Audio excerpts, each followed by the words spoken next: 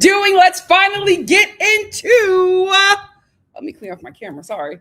There we go. Let's finally get into Married at First Sight. I'm almost caught up, so please do not skip ahead or give me any spoilers. I will be caught up by tomorrow. I was trying to wait for Mama Star. Hopefully she gets back in time because we've been watching it together and she has a lot of thoughts and opinions. So what I'm going to do is just give my thoughts and opinions and give it over to Mama Star when she gets here. She running them streets, child, running them streets. But she might be in the chat, but I do know that she had a lot of stuff to say. So I'll just go first and then if she gets here in time, let her have her say. But I want to say something about you, Star fam. Y'all are so messy. Because when I was watching the show, I said the Star family is messy. I know why y'all want me to watch this show. I know why y'all want me to watch this show. Let's get into it. First off, really impressive new season. Peacock really did their big one with this. The budget is there. You could tell that there was money and time and thought put into it. And I think this is how you should do it when you take a show from another network or a show is resold to a different network. This is how you do it because this show already had like a fan following. It had been on for 19 years, right? So it had been on for a very long time. Or is it 19 years? However long, because I remember back then seasons used to come out twice a year. So I don't know. But this show has been on for a very long time. So it already had a fan base, not dedicated fan base, because the fan base had dropped off because the show was just not good anymore. It just was not good.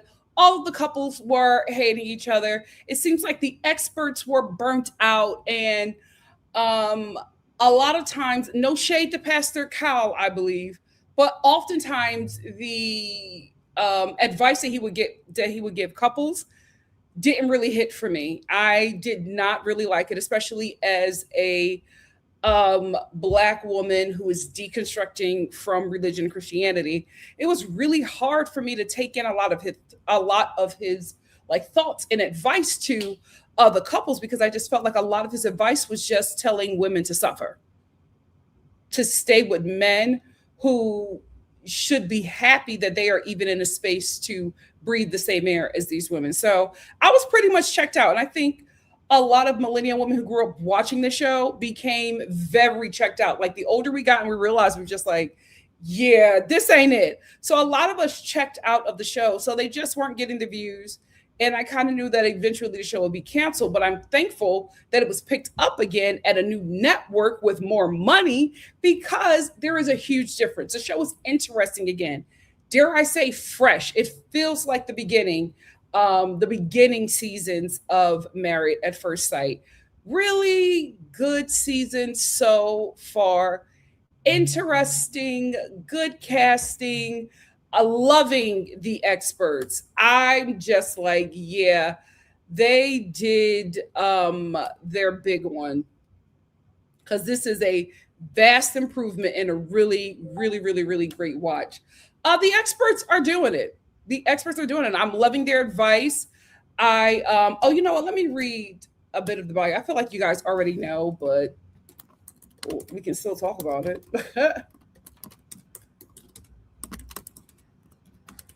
Oh, I think that's Mama Star. Is that my girl? My girl is here, y'all. Yeah, but your girl will be right back. Okay. I already told him that you're going to be in and out. So let's talk about the brother who is, you know what? Mama Star and them flip-flops. Oh. Yes.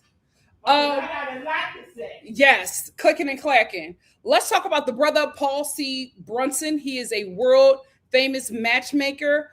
I remember him from Married at First Sight UK. I thought he did really, really good over there. After hopping the pond from his success as a beloved expert on Married at First Sight UK, Brunson will be heading to Seattle to match up the season 20 couples. Aside from serving as an expert since season 6 of the British version of the hit series, Brunson is an acclaimed relationship expert, TV personality, podcast host, and author. An author from London. He's British. He's not British. After rising to fame as a relationship consultant on Oprah and co-hosting Winfrey's reality series Lovetown USA, Brunson has gone on to Still Hearts as the co-host of the British reality series Celebs Go Dating, and as a host of the podcast We Need to Talk. Adding to his extensive Married at First Sight perfect portfolio, Brunson is the head of global research at Tinder, where he spearheads projects centered on dating trends and relationship science. Brunson has long thrived in providing tools for love-lorn singles, publishing the 2012 self-help book, Complicated, But It Doesn't Have to Be, 2024's Find Love, and the 2025 sequel, Keep Love. Oh, okay. So he has a resume. Good. Next up is Dr. Liz Paz, is a Miami-based couples counselor and sex therapist. Joining Brunson is Lisa Paz, a Miami board certified sex therapist and licensed marriage and family therapist. Paz is taking a West Coast getaway to help these 14 Seattleites find forever love, hoping to add to her nearly 2 decades of experience in guiding couples on the road towards happiness. Dr. Lisa is committed to helping clients problem solve, grow, and fulfill all of their personal parenting and relationship goals, her website explains. She helps clients uncover underlying issues, develop effective communication skills, and rediscover intimacy in their relationship and confidence in themselves. Listen, I will say this.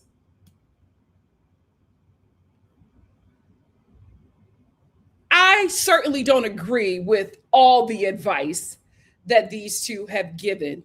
I do think they are a vast improvement from what we saw in the last few seasons of Married at First Sight. I think these two were a great investment. Like I said, I liked Paul on Married at First Sight UK, and I think these two are a really, really good team. And the reason why I say it is because some couples that they put together, I was just like, yeah, this is a terrible match. And now, as I'm watching the episodes go, I'm like, oh, they knew what they were talking about. So good job. I'm liking what I'm seeing so far. I don't think all of these couples are going to make it, but I do think we may have, a lot more couples marrying and staying together than normal, but only time will tell. But I do believe that, oh, wait a minute. I can change it up. Wait.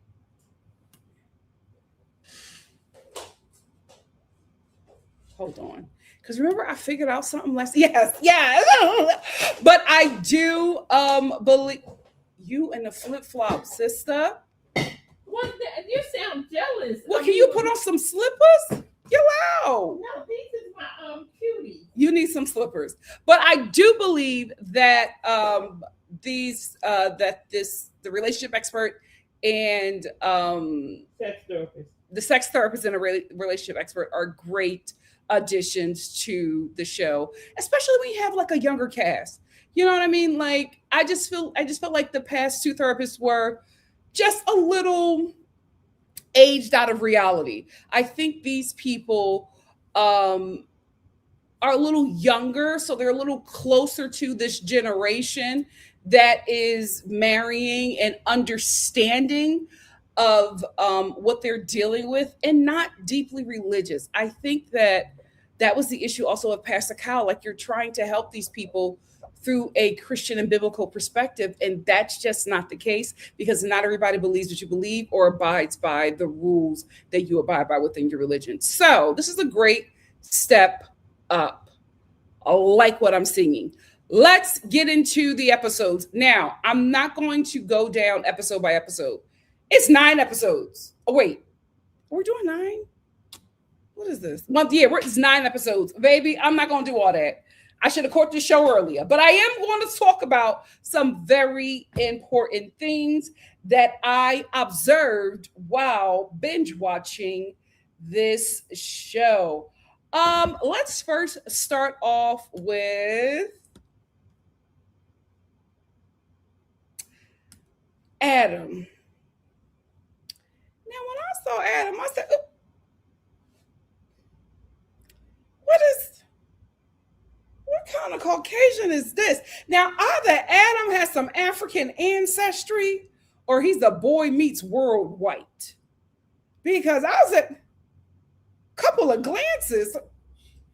Who is this? Adam is on this show playing. Adam came on the show. I've been wanting to get married and engaged since I was 18. Adam is cute, probably passing, nice body. Adam could have been married. And listen, I'm not saying it's true, but his girlfriend is online dragging him, saying that he on the show playing. Adam is absolutely playing. Oh, hold on. Let me respond to this.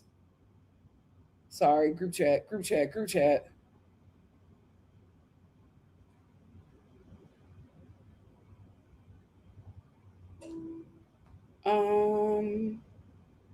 Oh, okay. I found one of the toothpaste. I don't know where the other two are. If you know where they are, please let me know. Thank you. Bye. For what? You trying to log on to the channel through your computer?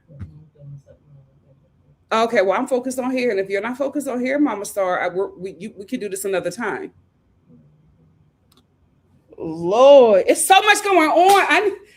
Please like, comment, subscribe, and share so I can get the studio. I can't. It's too much happening here. Anyway, Adam is playing.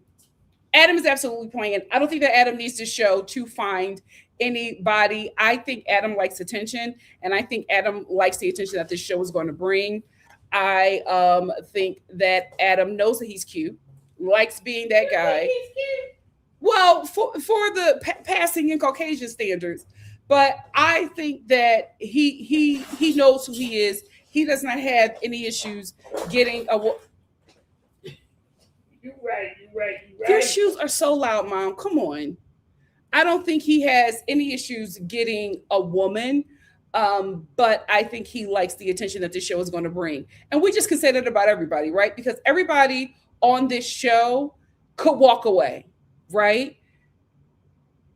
For some who are having difficulty in a relationship, the reason why they won't walk away is because it's a TV show. And we just have to tell the truth and shame the devil. These people are on this TV show because they like the attention that the show is going to bring. They like the fact that some of them might end up being very popular, probably become some kind of pseudo celebrity, or like this show will enhance them in a way. Like already, this Peacock is putting out the numbers about this show and how it's doing and performing very, very well. And also, Peacock likes to cast within their community. So we might see these people on other shows. This is a great opportunity for people who want more exposure and whatever they're doing. Like, this is going to put everybody on this show on a map that they weren't on before. So that's the honest thing that we have to talk about here with these reality TV shows. A lot of people are just like, oh, if you don't like it, just leave. The cameras is what's keeping a lot of these people. And the cameras is what attracted a lot of these people to the show. And I think that's why Adam is here. He does not give me that he's looking for a wife. I think this is just a huge Raya profile for him.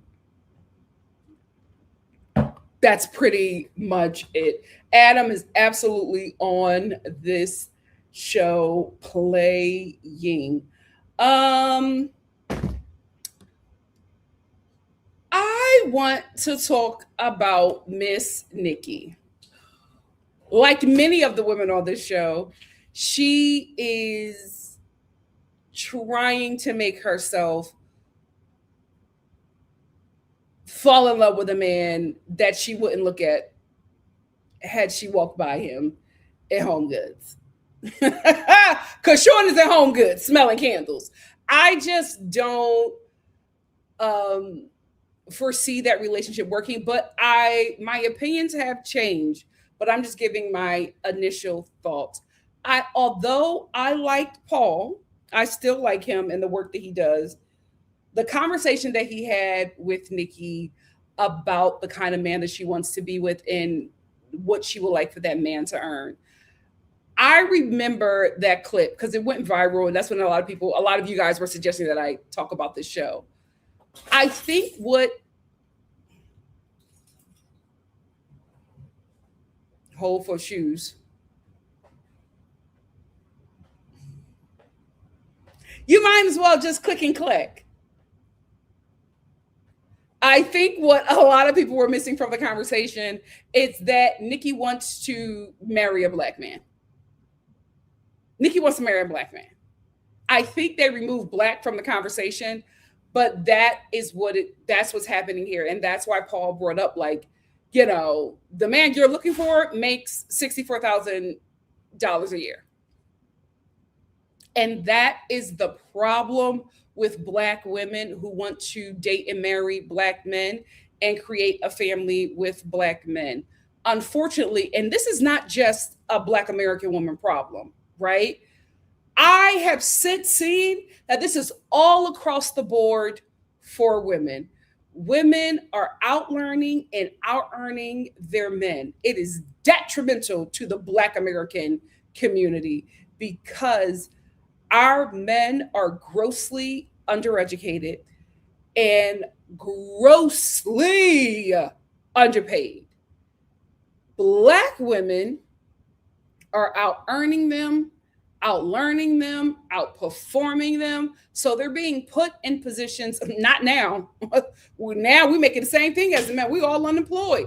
But the reality of it is that there are a lot of black women who are top earners, right? And there are a lot of black women who have, and this has been going on for a very long time. The whistle, the alarm, the alarm was sounded almost 20 years ago. I remember these conversations on Oprah. I remember these conversations on the Tom Joyner show about how black women are going to have to lower their financial standards if they want to marry and date black men. Remember that conversation that went viral with Ebony from the Real Housewives of New York? And they were getting on her for saying she doesn't want to be with a guy that's a bus driver because they don't make what she makes, and she just would check a guy, she just would X that guy out, and everybody's like, oh my god, you're a snob, you think you're better. And it's just like, this woman has created a life for herself where she does not have any financial issues, and she has created a life for herself where she lives in a certain tax bracket.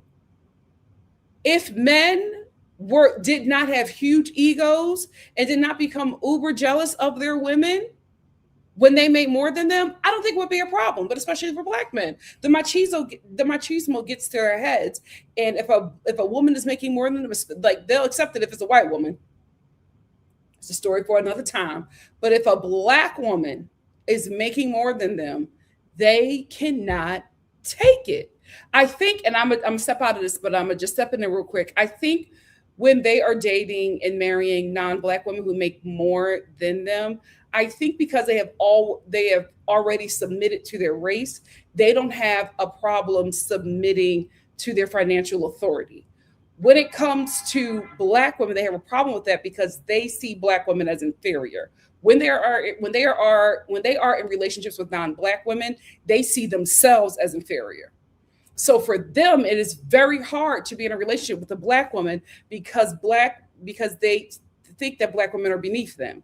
So it's just like, you're making more money than me and I'm the man, right? They see their gender as the superior aspect about them, and having this woman, and not only is she a woman, she's a black woman and she's out earning you, it brings up a kind of jealousy that oftentimes in situations have become deadly for that black woman.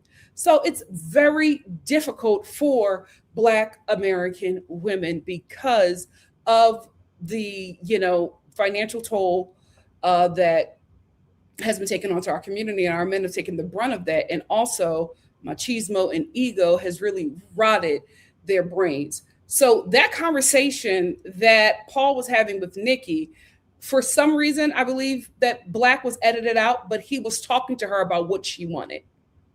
Nikki came in there wanting a black man. If Nikki came in there saying that race did not matter, she would have ended up with a totally different guy. They got her Sean because for them, the show, the pickings were slim. And there were some things she was not going to budge on, and the finances was one of the things. And because she did not want to budge on finances, she couldn't get the black man that made the clam jump. I keep on telling y'all, the fine black men are working class. Fine people in general, the most beautiful people you will meet are working class. I don't know what the science is behind that, but for some reason, face cards only rely in the poor and working class communities. If you're born rich, you got the privilege of money. You don't get the looks. If you want to get some beauty in that bloodline, got to get something working class. So that's the thing. She wants an attractive black man. He gonna be working class. He gonna be working class. And if he's wealthy or if he has the kind of money that you make or more, he's going to be a professional athlete. And I wouldn't wish that demonism on any woman. Or an actor. And I wouldn't wish that demonism on any woman. Or a director. And I wouldn't wish that demonism on any woman. So you're going to have to find somebody who is either a professional athlete or somebody who is a professional entertainer, or you're going to have to find a black man who is either in the same field as you or in the same tax bracket as you. And that black man, because they are so few and far in between, already got somebody because they're not the majority and they have so many options. So by the time you go looking, especially at 46, somebody then got to him. You got to wait for him to get divorced. So she's in a very difficult situation. This is why so many Black American women are single. It's like, what are you going to do? Well, Black American women who want to be with Black men and have Black families. The sisters that said, I don't care what the dingaling, what shade of the dingaling is, I just want to be with somebody, they booed up. It's the Black love sisters that are starving.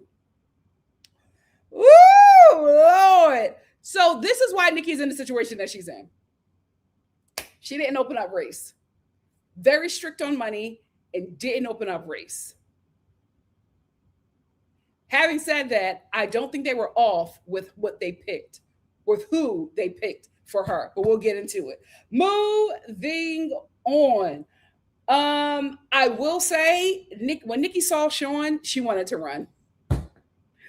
She saw him and she was like, hey guys. Like, she looked at her friends and them bridesmaid was ready. They even asked her at the reception. They were just like, so what do you really think? What's going on? Like, I will say her bridesmaids had her back. Because they were like, girl, if you're ready to run, we'll run with you. What do you want to do? They had her back, but Nikki wanted to stay in the process because, like a lot of these people, I believe that they're like, maybe this person isn't my partner, but maybe my partner is watching. Maybe my partner is watching. And maybe if I stay on this show, some great opportunities will come from it. I have no issues with that, right? I have no issues with people saying on a reality TV show because it's a TV show. Here's the thing. We talked about it before. I always say this show is going to have their image and likeness and perpetuity. Yes. So they're going to be able to do whatever they want with it. They're exploiting you. Exploit them back. Get something out of the deal besides depression. But I love how her bridesmaids had her. Oh, wait, is that work? Hold on, y'all. I might have to tend to this. No, they're playing in my face. Zillow, girl. Anyway, um,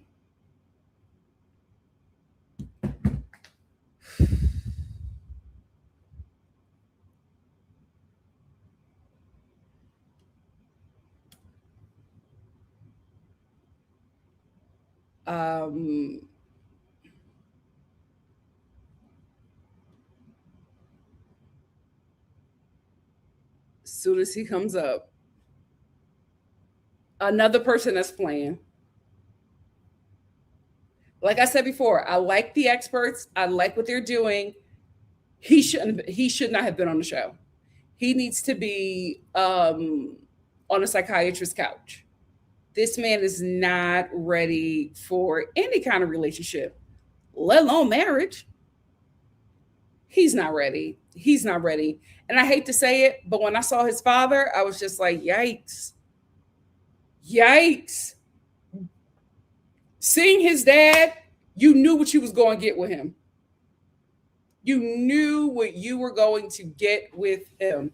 He is somebody who has been gravely neglected, right? And even the parent that stayed appears to have neglected him because his father could not wait to turn every and any moment that was for Mecca into a moment for him. He loves staring the spotlight from his son, stealing the spotlight from his son. And honestly, watching his journey is just sad. It's just sad. And although I feel bad for him, I don't think that or believe that he should be on the show. He is in no way ready. And I think that this is an entertainment pick. And unfortunately, the entertainment is going to be another woman suffering, a Black woman at that. And this is where they lost me. I was just like, you guys are doing good. And then we meet this man who I'm not saying doesn't deserve love, right? He shouldn't be on this show. He's not well, at least right now. And seeing his antics online, he's learned nothing and he is not in a better place.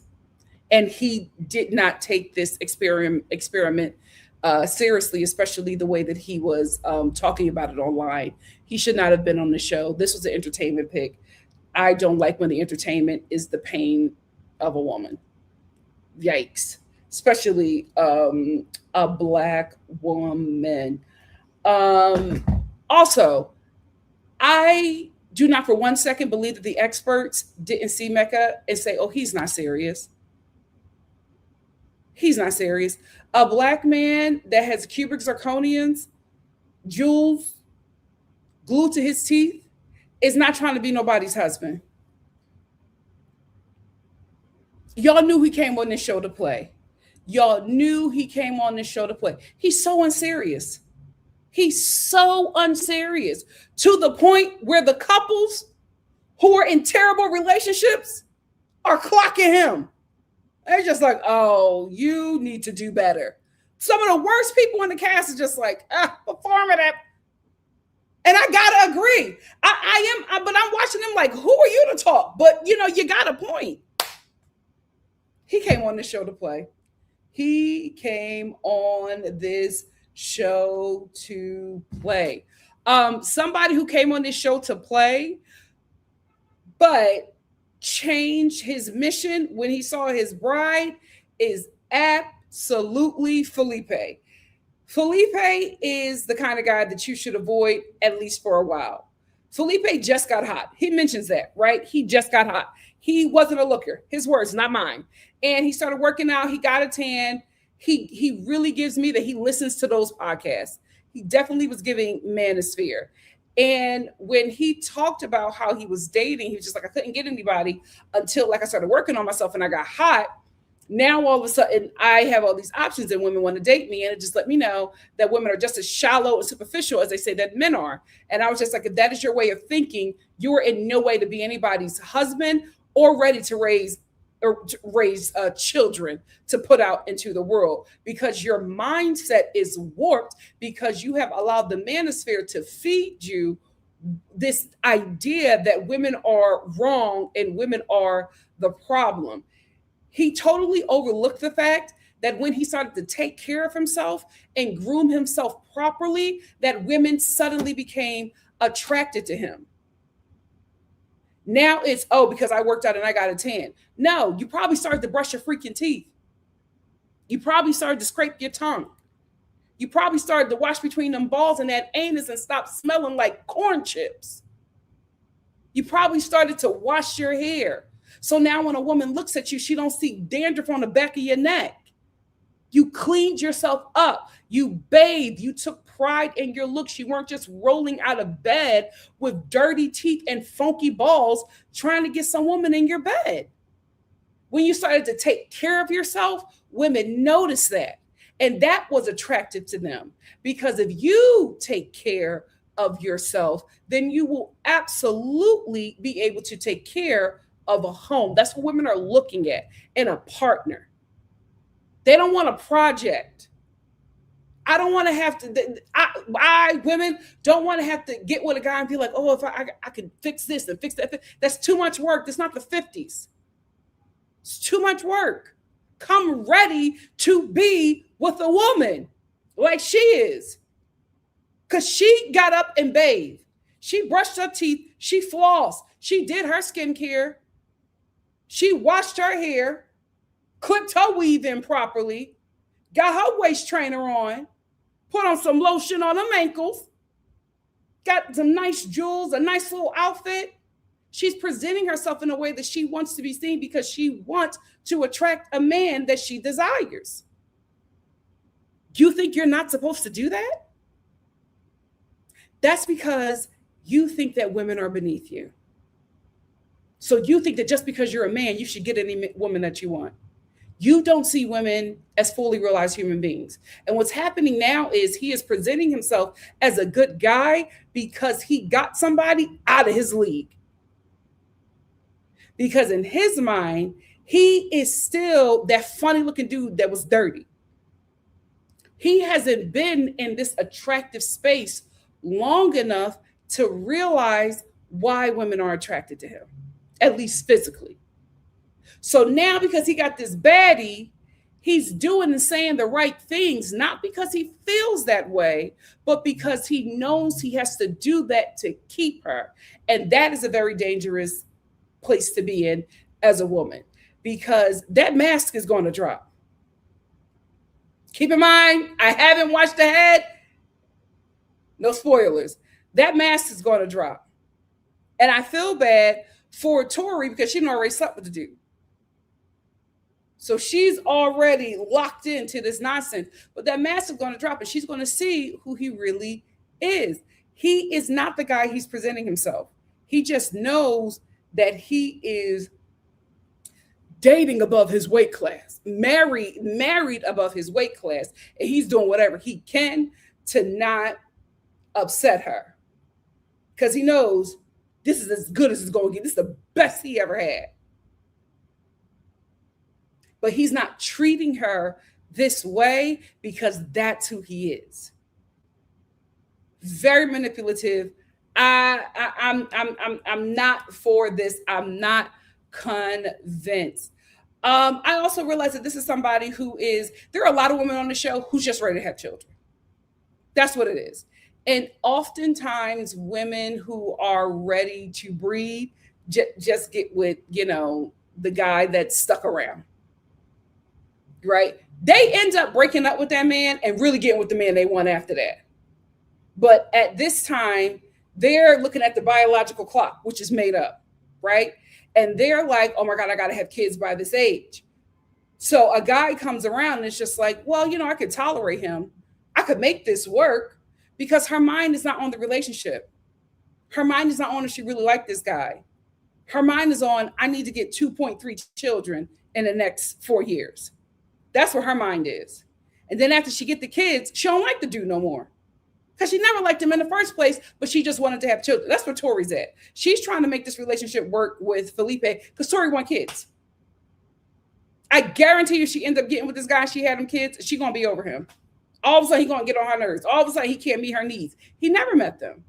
But you wanted children. That fake biological clock gets women every time. But again, I haven't looked ahead. Things could change. I haven't watched ahead. This is just my opinion. Having watched episode 1 through, I'm caught up to 11, but get out. I'm not at 18. So we will see. We will see. Nick is somebody. Where's Nick? Nick is somebody who had he not been paired up with somebody completely unhinged, I would have been real suspicious of him because he's a reality TV show guy, right? And when reality TV show guys get on shows where marriage is at the end of it, I always get suspicious because I'm just like, ain't no way you're taking this seriously. But he's convincing me that he is, and I don't know if it's because of what he's doing, or if it's because I feel bad with who he's partnered with. He is partnered with Courtney, who I think has some other issues going on. That's why she can't fully connect with Nick, because she's dealing with something. And I think what she's dealing with, she's trying to hide it. And when you are in a relationship and that relationship is being filmed, you can't hide a lot. And I think she's just getting frustrated because so much of her privacy is being invaded. And because of what she's dealing with, she kind of has to hide it a lot. So she's so focused on hiding that, and this is just my interpretation, I could be wrong.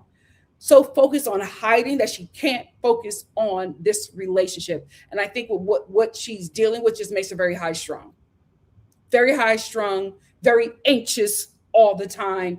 This guy cannot properly love her because she will not let him in. And I think it's because of what this young lady is dealing with, and her family desperately wants her to not push him away because they know her and they know that she is. I think that her and Nick could be very great, but the issue is she's not attracted to him. She's attracted to Devin. When she said that Devin was the hottest in the room, and Nick was like, weird, really weird comment. And she's like, no, I didn't mean it like that. Girl, that's what you meant. That's what you were thinking. She's attracted to Devin. That's the kind of man that she wants to be with. I think that Nick is a little too compliant for her. She wants a rough neck. And let's just be honest. She wants a rough neck, and Nick is just not it. And I don't think that there's anything that Nick can do to make that relationship work. He's just not it for her, and that's okay. That's okay. I don't see these two getting married. I also think that she performs emotions that don't come off genuine because she's constantly hiding. I don't think we've really met Courtney. I think we've met this high strung representative. This girl got a lot going on. I don't know why she applied for this show.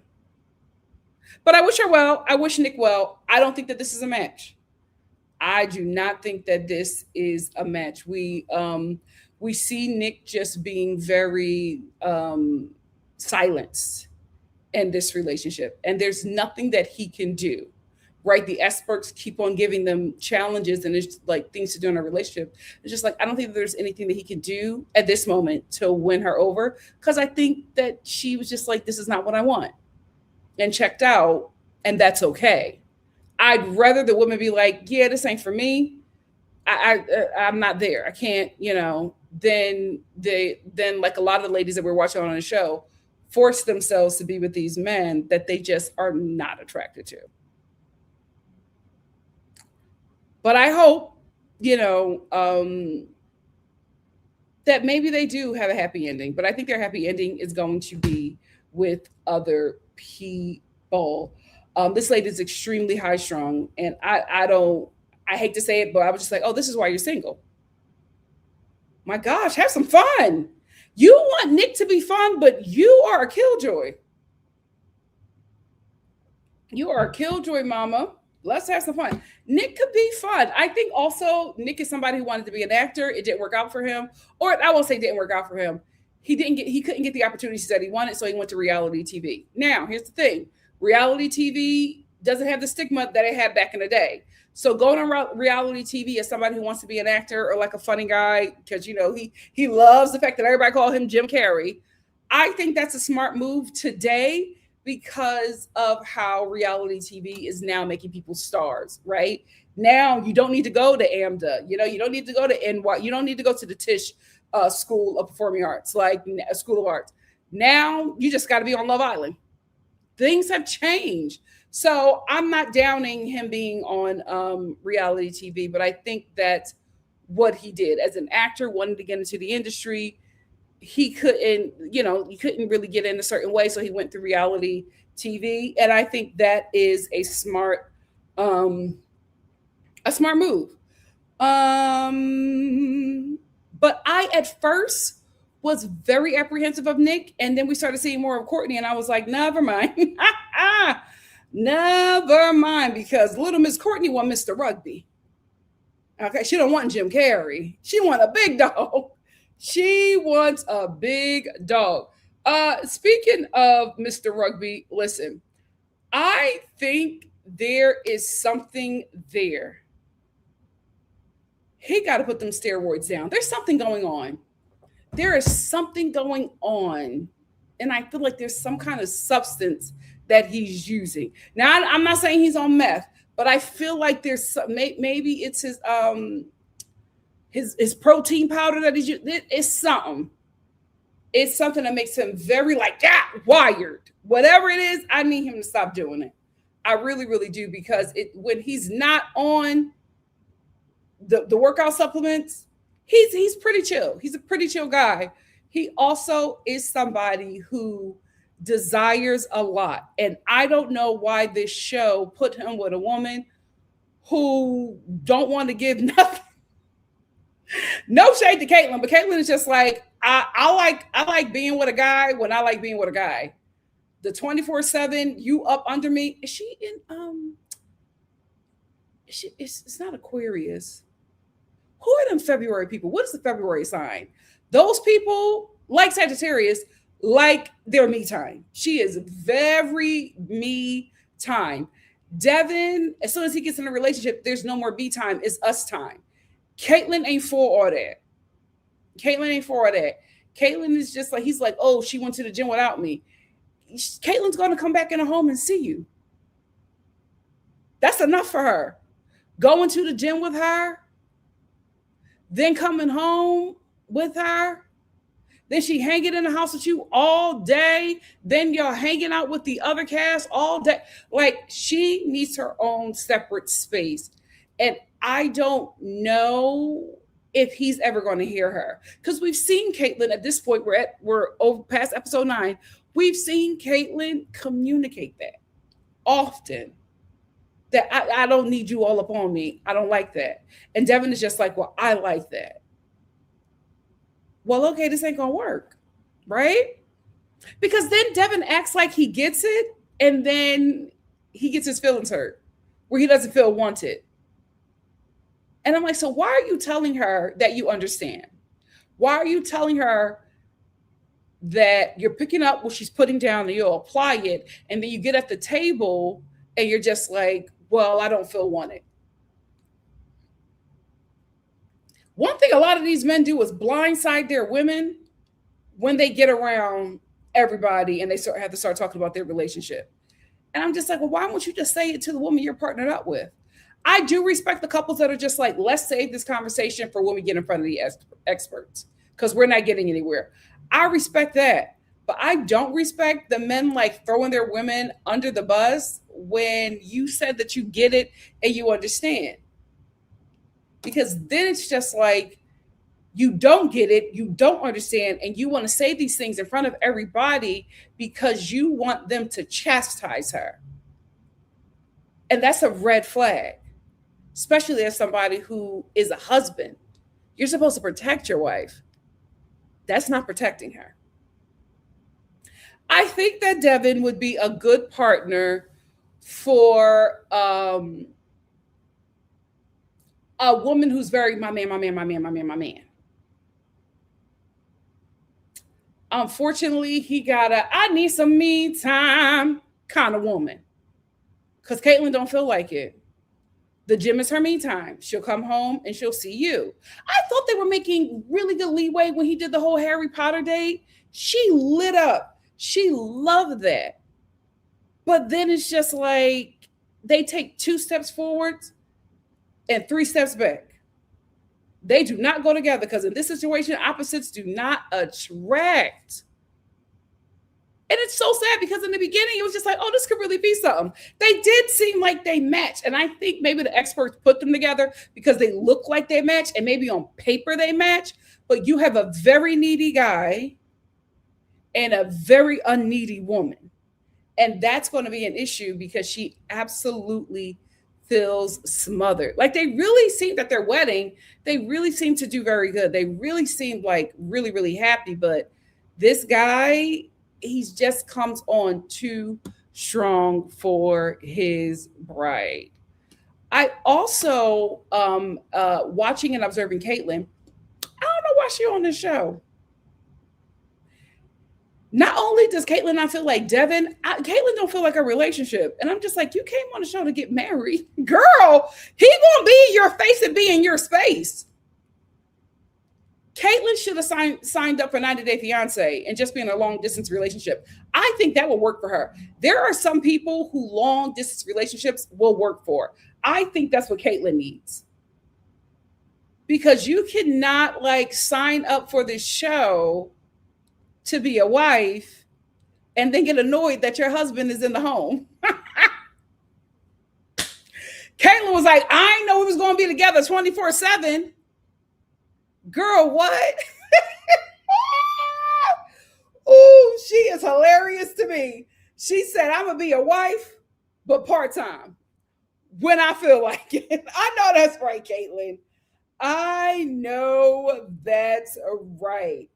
I don't really have anything to say about Cameron separately. I will say more when we get into their couple, his couple. But I just want to say this. He looks very familiar. And it can't be from sports ball because I don't watch sports ball.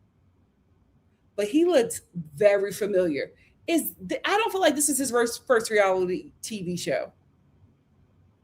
I mean, it could be because his personality, but he looks so familiar. Y'all always got to see where else do we know Cameron from and not sports ball. Moving on, we're going to end with the couples. The experts cannot stand Mecca. Here's the thing. They don't like that Mecca has not shown up. Oh my God, StreamYard, put the freaking picture up. They don't like that Mecca has not shown up in his full self.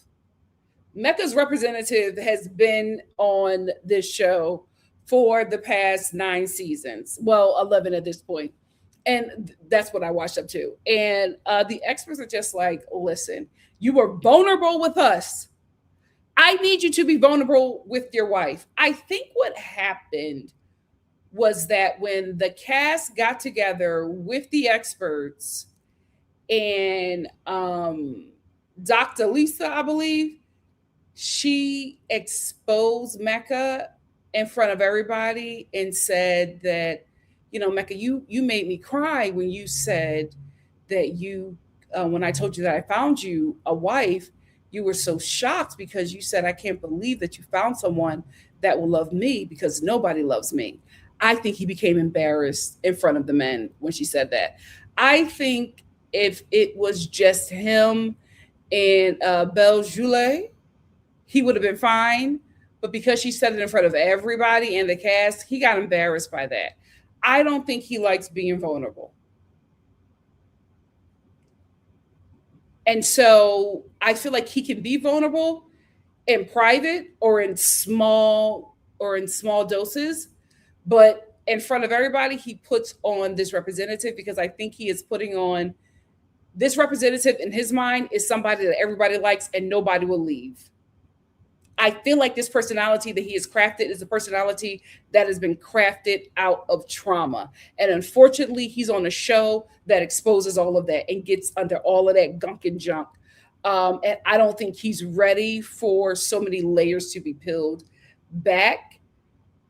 And that's unfortunate because you came on this show to be a husband. And I don't think that this generation of men understand how huge of a job that is. That's you are positioning yourself as a covering of a family, not just you, your wife, the kids. the household. You're taking on a huge responsibility. And I think that this generation of men look at marriage as, oh, I got help, not realizing you are supposed to be the partner that rarely needs help. You are supposed to be the force that rarely needs help. Like you're supposed to have the answer, Sway. I don't think they realize that. Too many of them want to be baddies. But the experts are just annoyed with him because they've seen Mecca, but Mecca hasn't shown his wife or the cast uh, who he is. And I think it's because Mecca doesn't want to reveal who he is, like I said before, because I think if he presents himself with who he really is, he feels like he's going to be rejected. So that's why we keep on meeting like this kind of clown that he's created. It's not him, but it's who he thinks will be well liked and won't be left. It's trauma. It's just trauma. Now, I will say this show should not have put a woman who is still dealing with trauma imposed on her by her father with a man that has even more extreme trauma, right? Because this Belle Jolie, this young lady desires a male presence, right? So she is constantly chasing after Mecca, who is constantly avoiding her because he avoids the presence of women in general out of fear that those women will leave him, right? So he's avoiding her because she's a woman. She's chasing after him because he's a man, and she thinks that he possessed something that will fix her or complete me, right? And he is running from the love that he always desired, because the love that he always desired is in a woman, is in the body of a woman, is in the form of a woman, and that is who he experienced the most rejection from. So it's hard for him to embrace her because he doesn't want to be rejected. So he self sabotages the relationship. Even when everything is going good, he will make it an issue, and he will try to make an issue in the relationship so he could be like, so she could leave. He could be like, see, I knew you were going to do that. No, she left because you weren't being a good partner. But in his mind, he's thinking, no, she left because she's a woman and women just leave me. And it's like, no, Mecca, you don't show up as a good person. You don't show up as a good partner. You don't show up as yourself. You don't show up as serious. You make yourself, you probably inadvertently make yourself hard to love, or at times unlovable. And she's ready. She's ready to be his wife. She's ready to love him. And I'm like, dude, the love that you always wanted is right there. What are you doing? He's self sabotaging. Trauma. This couple, just trauma. So unfortunate to watch. My God, today, like all of their scenes are always sad, because again, I haven't watched up to 18, but I feel like I know how this is going to end, and that's really, really, really sad.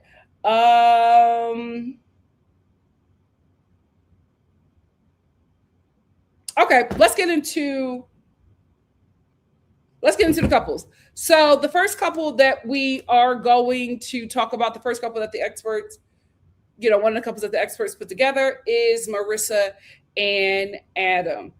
I think the problem with this couple, like I said before, is that Adam knows he's cute, right? Knows he's probably like a top guy in his community. And so he can dress like a doofus, because although he's dressing like a doofus, he got the muscles. So women can see the muscles. Women can see the chiseled jawline. You know what I mean? So he can dress like that and it will not matter because he's attractive. That's why I said he's coming on this show to play. He really does not need this show. And he is in no way ready to be somebody's husband living in that dilapidated cabin. You're not ready to take care of a family. What are we doing? Adam is on this show playing. Marissa knows that Adam is attractive, right? And she wants to make it work because, like I said, in her community, this is probably a top guy. So she wants to make it work because she feels like she got the cream of the crop. And another thing that happens in this relationship is that Adam thinks that he's better looking.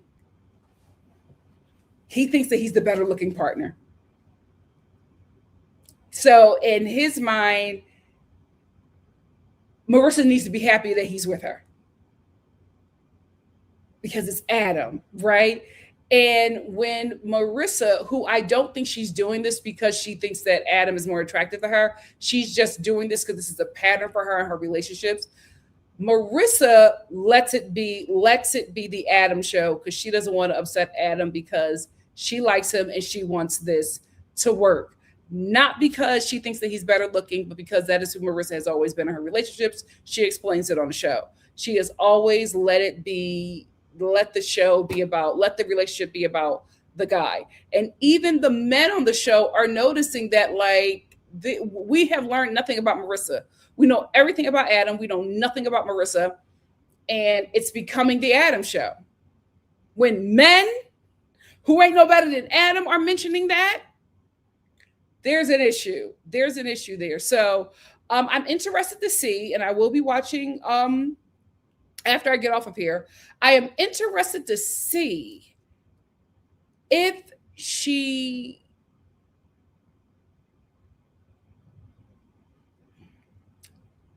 carves out a place for her in this relationship. Because I think she's afraid because Adam doesn't look like he likes to share the spotlight. And I think she knows that. So I think she knows that she will be risking the relationship trying to get some of the spotlight. And I don't like this for her. I don't like this. She doesn't seem comfortable. Like that whole pickleball thing. Like you saw that she didn't like it. You saw that she wasn't having a good time. Wrap it up.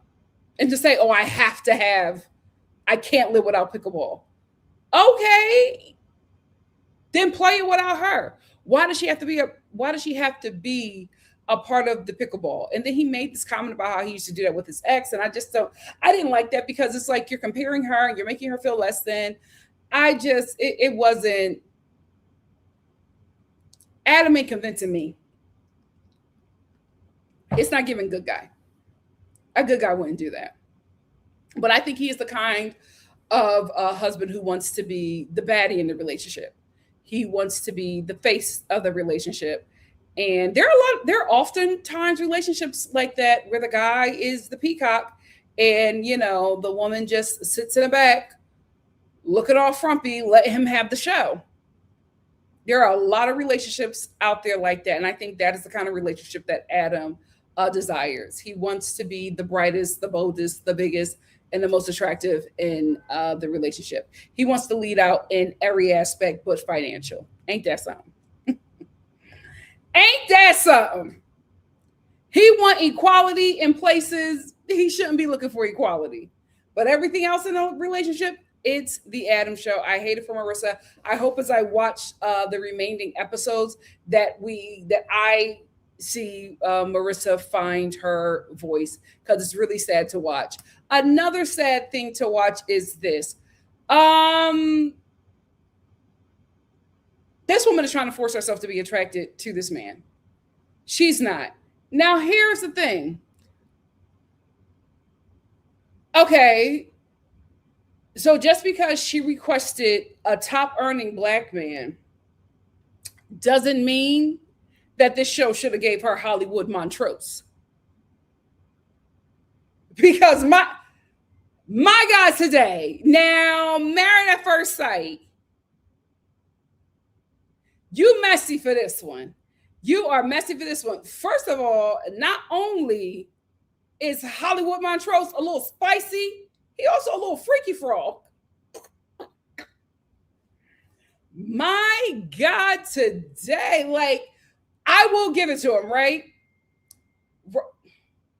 Barbara and Anthony, I got to get like, comment, subscribe, and share, girl. Anthro just dropped a collab with Barbara. Y'all know I love me some Barbara because I'm kind of British. Anyway, I will say he been a freaky frog, right? So when Nikki straddled him in them panties, she should have expected Freaky Frog to feel like there was going to be some reciprocation. Because the next minute he's in a towel asking for mutual masturbation. He was like, we don't got to have sex. We just got to pleasure each other. And I was just like, oh my God, today. That was a lot. But I was just like, oh, well, sister, you were straddling him because you're trying to force a connection. Like, you cannot force yourself to be attracted to somebody. You just cannot force yourself to be attracted to somebody. And I think this is what she's trying to do. So she's straddling him and kissing on him and trying to do those things to get there. And it's like, honey, if the clam ain't snapping, it's never going to snap. So just let it go. Let it go, because you're also then confusing him because you're telling him that you're not attracted to him, but then you are allowing these physical things that, or, initiating some of these physical things. And he's just thinking that there's some hope.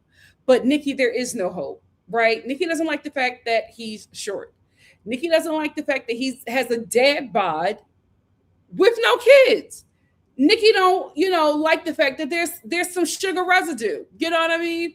And listen, I'm not saying I'm not saying that he down low. I don't know that. But it is giving Dwight Howard, freaky. That what does Dwight say? I'm not gay, I'm just nasty. It's given, you want some stuff to be done that I'm not sure that this prude is going to be into. But again, church boys are some freaky frogs. They're not compatible in a lot of ways, but then they are compatible in a myriad of ways. Here is the thing. Nikki and Hollywood could work because this couple, once they get past the egos, that's the problem.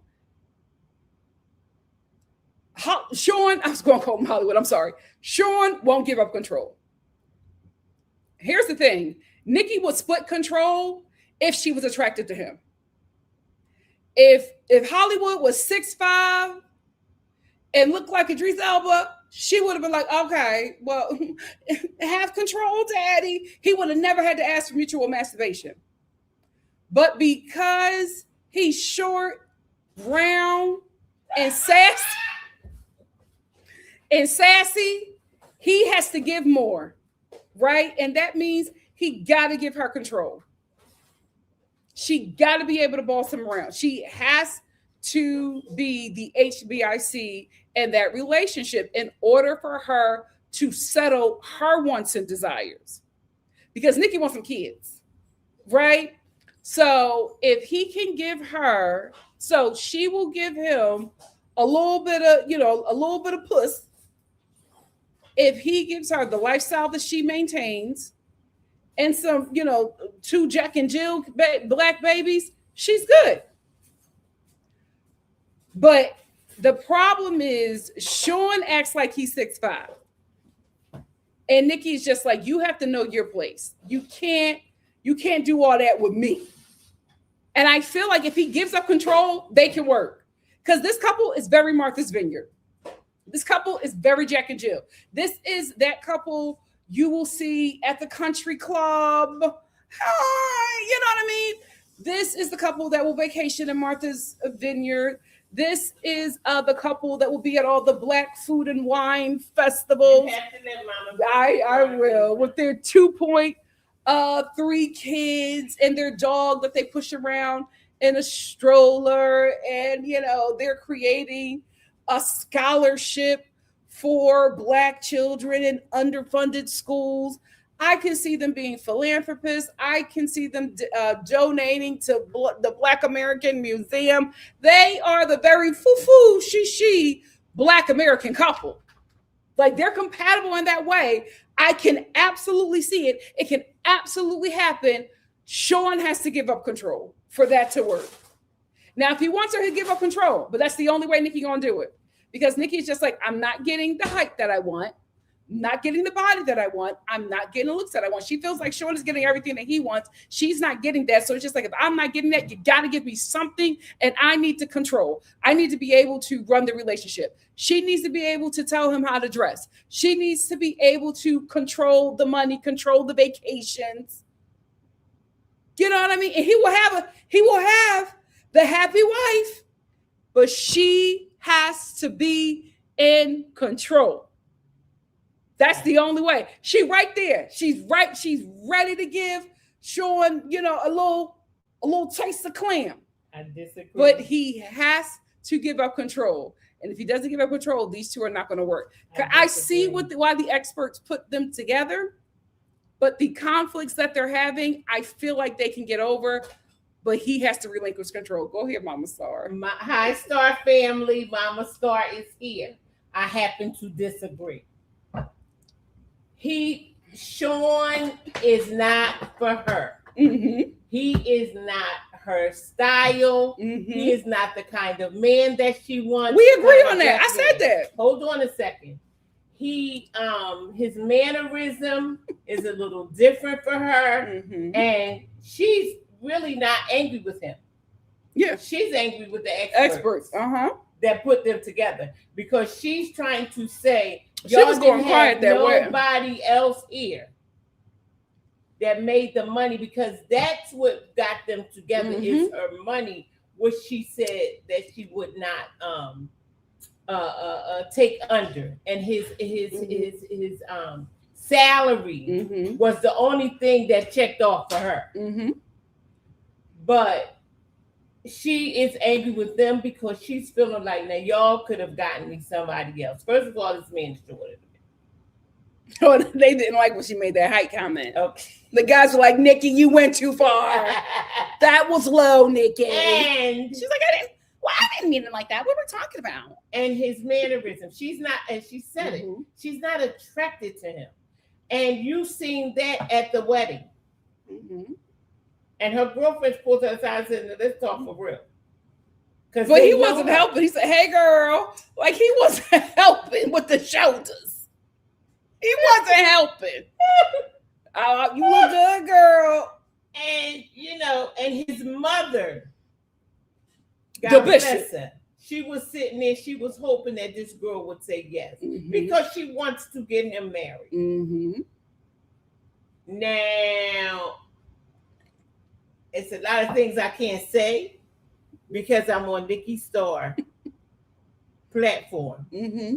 And I am not allowed to say a certain things, but we talked about the sugar, the church sugar. Oh, okay. We talked about the church sugar. Because there's a little bit of sugar. It's church sugar. That's the thing. And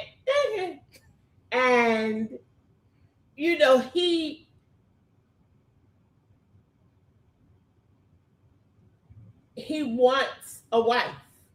He wants children. He wants his sex. Yeah, he wants his sex. But I don't know if he'll be faithful just to a woman. Oh. No, Mom. Bye, Mama. Yeah, so, but that's as far in the jar I'm going to go. Please. But get back in the jar. He's not her type.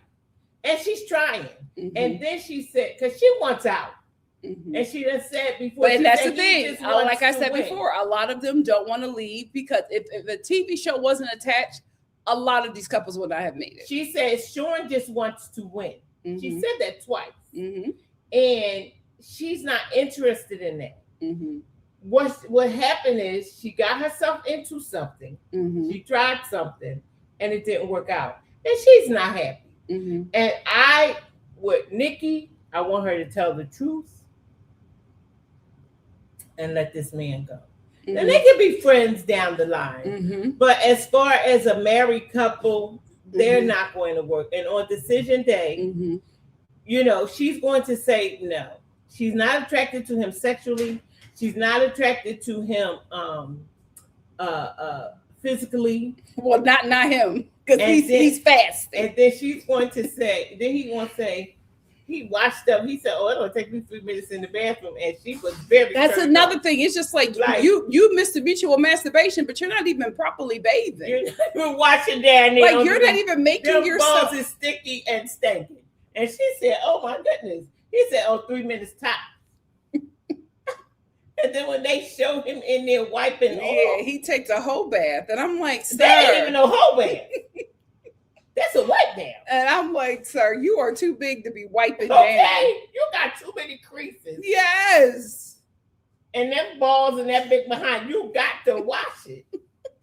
And I mean, I couldn't believe he said that. I couldn't believe that he let them film him doing that. Mm-hmm. So, and she was appalled. She couldn't even get her breath. She was like, "Oh, okay. I'm laying in this bed." Well, he said, "Now, how long is it going to take for you to get attracted to me? Because as a wife, you should know when a husband has needs." And he's talking about masturbation. He said, "We don't have to have sex, just mutual masturbation." And here's the thing. I felt like he presented himself with no drawers on because he thought that she was going to be ready to go. And she was like, I'm not ready for that. Like I told you, I'm not there. And then he gonna get his attitude how he done came bouncing out there. Why would you say that? Bouncing with this towel. Butt naked under this towel. And saying, "I'm your husband, I have needs, and I have been fasting for pleasure." You need to do your wifely duty. She said,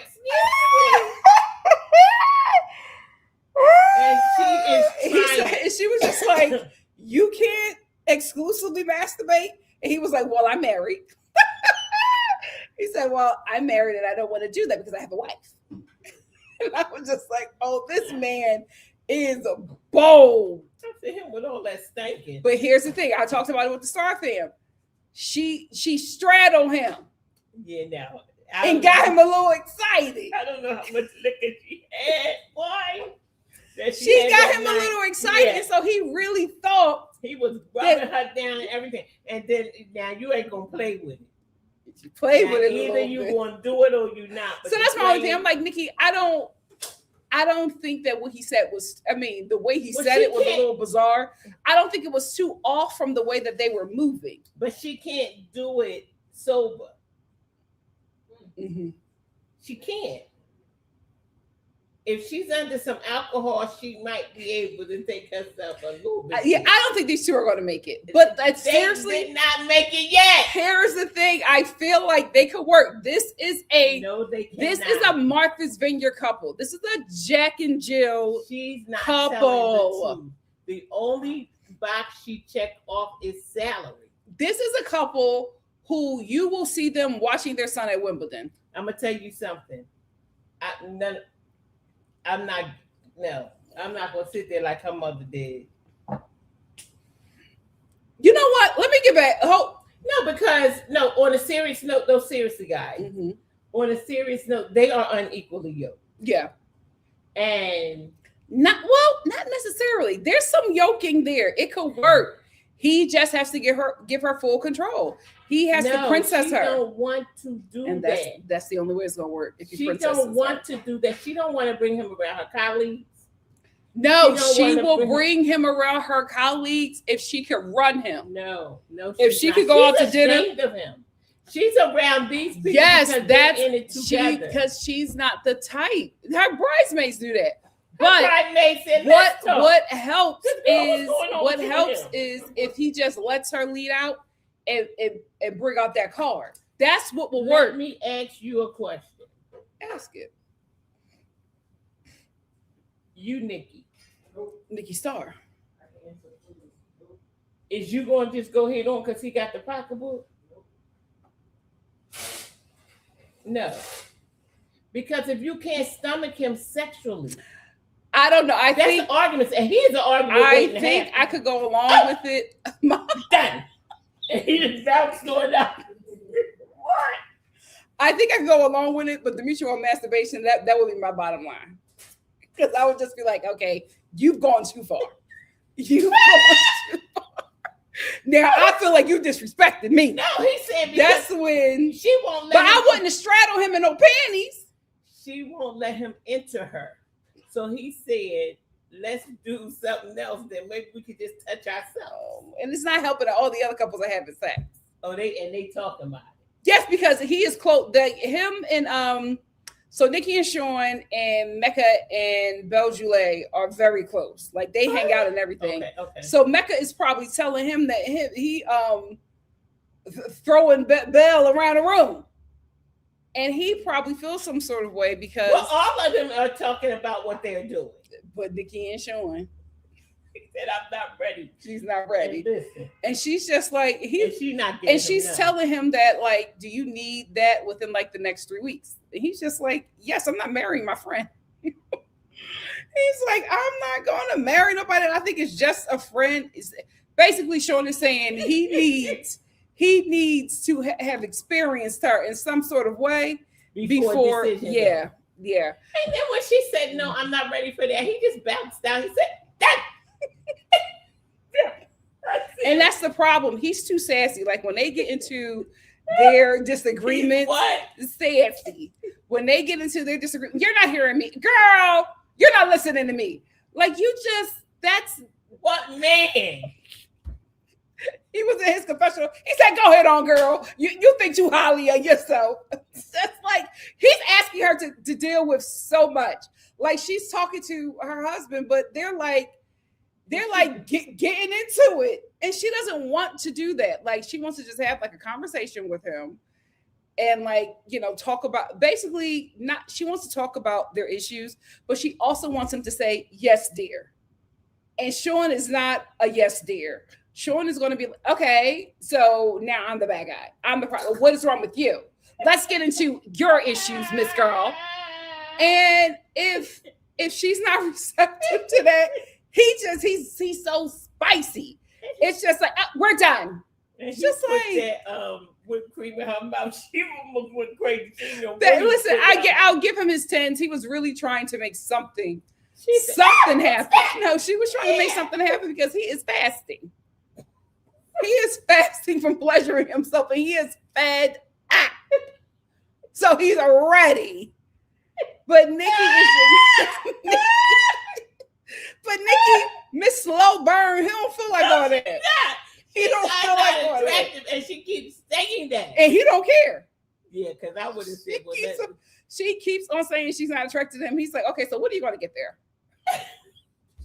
Because he can't go back to that church and tell them. The experts are so wrong. They are so wrong for this couple. And tell them that it did not work. Another reason why I feel like they could absolutely work, like this couple, that when they want to put on that they're in such a good place, now they will put on. Yeah. Because when they get around the couples, they're just like, oh, we're having such a great time. Oh, it's like I've learned so much. We're at a 10 plus. None of the couples believe that they're in a good place. Especially Nick. Nick was just like, oh, please. He was just like, y'all was fighting yesterday. Y'all hated now you two are in such a good place. And then they were saying, why don't y'all just go hit on him? Yeah, just leave. Just leave. They both don't want to leave the TV show. I don't know what they get at the end. If they fame. Fame is addictive. Yeah, because fame is addictive. Guess what? She looking at somebody looking at her. That's the thing. You also gonna be in her DM. That's the thing. You also never know who's watching, who may all of a sudden be interested in you. So listen, Nikki and Sean, I don't know if they're gonna make it. I think they can make it if Nikki has complete control. If he can give her complete control and just princess her, that's the only way this will work. He don't have what she needs to be asking what he's asking from her. Unfortunately. Michelle and Cam, this seems to be the most normal couple. My only issue is that Michelle and Cameron, Mom, the basketball player. Oh yeah. My only thing. She's Asian. Yes. Yeah. My only thing is that we haven't seen, and maybe they have, but we haven't seen this couple like really experience any like trials and tribulations. I feel like when they might have What the brother keeps telling him. Tim. Okay. Tim and Kim. Tim and Kim. Because I feel like when either one of them is having an issue, they'll be like, "Oh, it's okay." Especially Michelle, she'll be like, "Oh, it's okay." It's just like, no, it's not okay. You felt some way about that, Yes. but I think she's. And the brother said she could be a hot tamale, but I don't think she's going to be a hot tamale with Cam, and that's the thing, because I think she is very happy to like have a partner. No shade, him being white might be like a huge issue. Why? She's also like, I'm not going to rock the boat on this because I got a prize. I also think that they do seem like the best, because they both said if the experiment ended like today, they would get married, right? So they both seem to be the strongest couple, but that concerns me, because I'm just like, you two are perfect strangers. You never met each other. You got married sight unseen, and there's no conflict, right? You're two totally different people. And he cries every moment. There's Cameron. Yeah, you ain't see him cry over her. The basketball player. Yeah. You're mixing him up with another white. No, he went on and cried. He said he loves her so much and he's going to miss her and all that. You must have fell asleep. No, you talk about Devin. I'm talking about Cameron, Too Tall Jones. Okay. Well, here's the thing. Family, listen, you always think I'm wrong. Yeah, you could be right. No, here's the thing. They could just be really, really strong, and maybe this show was meant for them to find each other. But I'm just like, is there anything that you two don't? They're talking about it here, him crying. But I'm just like, is there anything that you two like? Y'all like the same foods? Somebody, I feel like somebody in this relationship, and I think it might be Michelle, is just saying yes to everything, even when it's not a yes for them. But I still feel like they're probably one of the strongest couples here. One of the weakest couples here. My God, today. She got a lot going on. She is in no way ready to be somebody's wife. She got to work on her own stuff, but she is not. She don't want him. She won Devin. And this is the only relationship where I'm just like, I can't believe she got me feeling bad for a man. But I really do. He deserves somebody who wants him. Devin and Caitlyn. God, I'm just so shocked that they're not working out. I thought that Devin and Caitlyn, me and the experts, thought that these two were the most compatible couple. I thought that they were going to work, but Caitlyn is just not into him. Well, she does not like Devin. And listen, he should have saw when the father. Yeah. When the father kept on having something to say. Yeah. Take her back to him and go ahead on. Because there's somebody in your DM, buddy. Oh, of course, from this show, they're all going to have to be dragged like that. You want somebody to love you. And even his friends said, "Oh, you're not smiling. I got a problem." You're not cracking jokes. His friends was just like, your spark is, even the expert said your spark is going. And he's just like, no, I just have to, if I got to dim my light so that she. Oh no, and that's what there's a problem. If you got to dim your light, he can dim his light. He can shut his light off. She still don't want him. That's the thing. Kate, I don't think she's attracted to him. And it's not helping that he got a little, he get a little tipsy. That doesn't help. He know how to get. She was sick of him. Oh, yes, she was. She said, I think he really likes her. I think Devin really likes her. And I think he really, really wants it to work. She is not interested in him. Well, Devin, when he gets drunk, he do all that talking. He gets in people's Devin business. Does talking sober, okay? Because Courtney said, get your husband. Get him.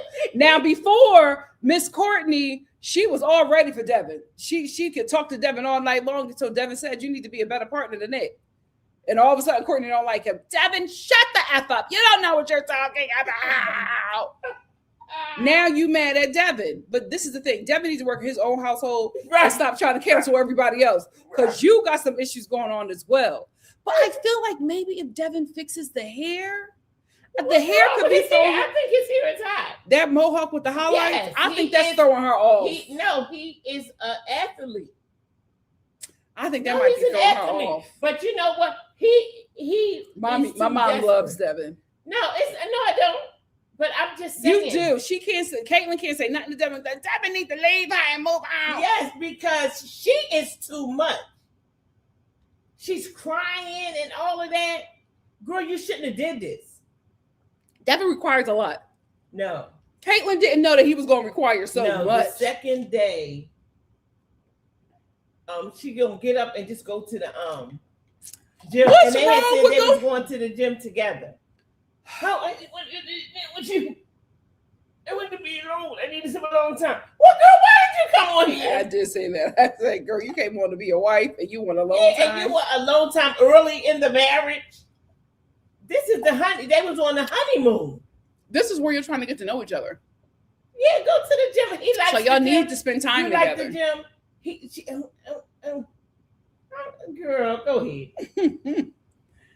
Saving a worst for last. Mecca and Belle Joulet. Like I said before, this is just a trauma couple, and it's so sad.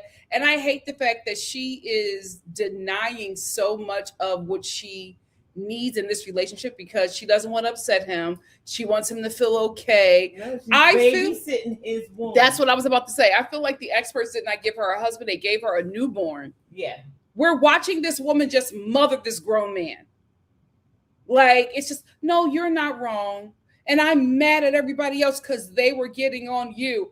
You're beefing with the people. What's with the fingernail polish?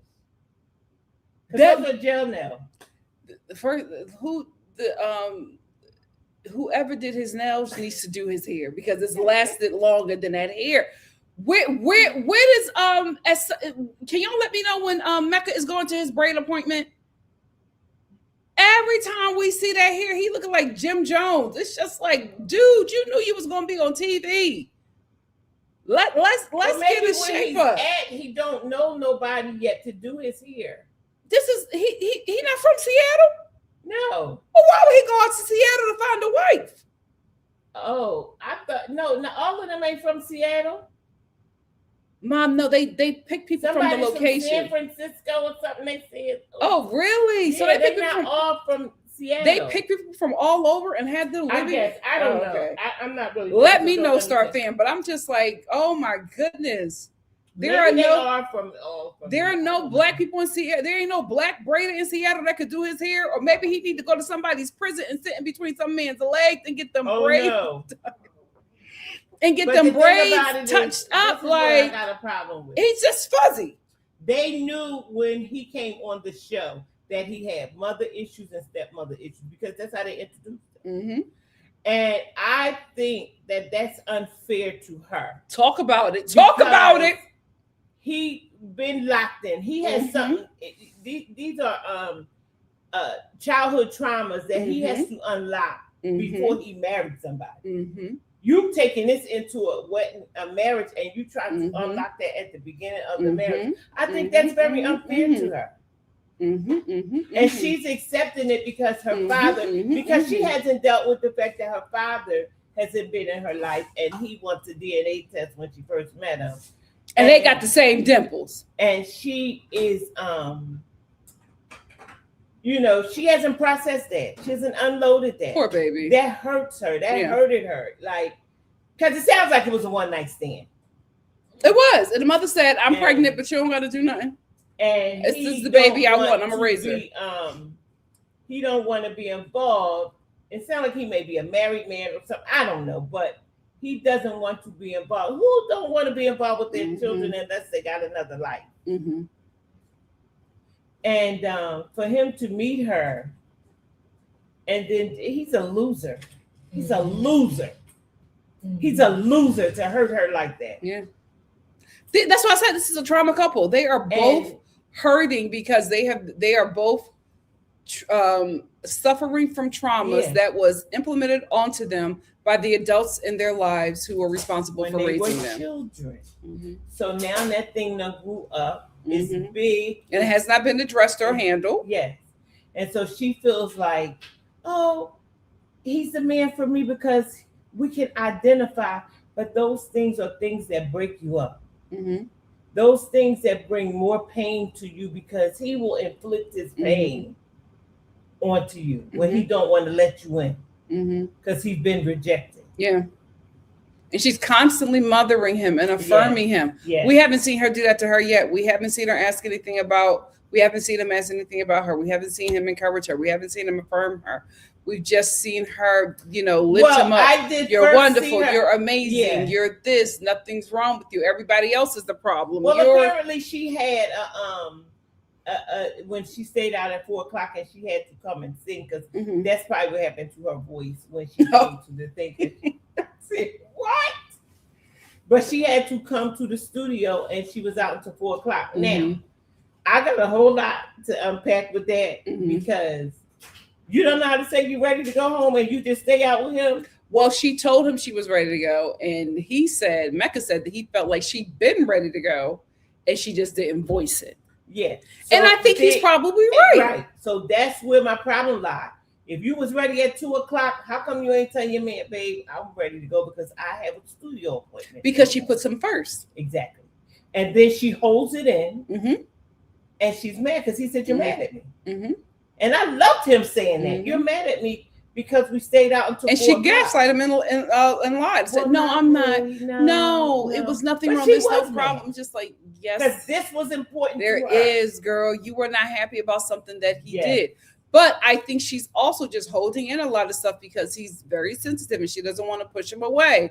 And it's just like, girl. Yeah, because she went to do, he gonna take her to the porta potty job and tell her to help. I would have said, now, wait a minute. I have drawn the line.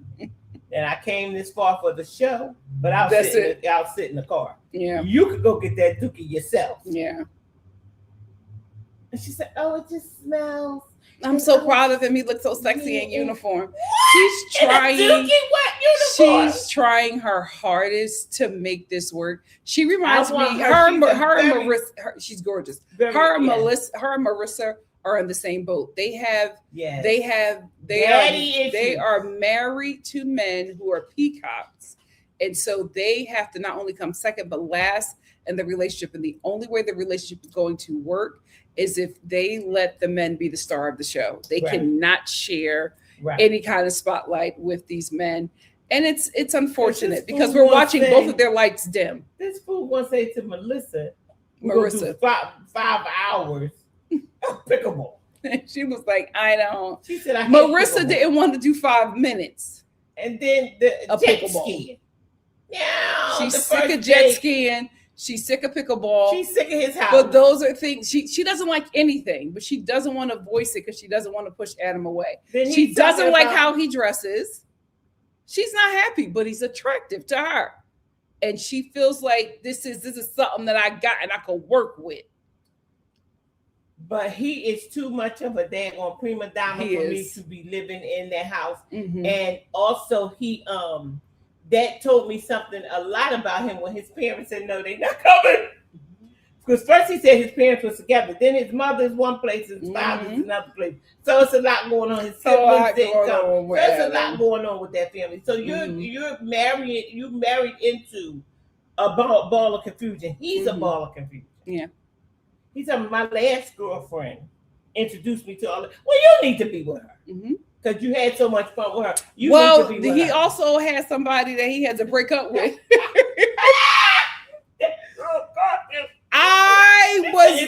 I'm telling you. Well, you had to pick me up off the floor.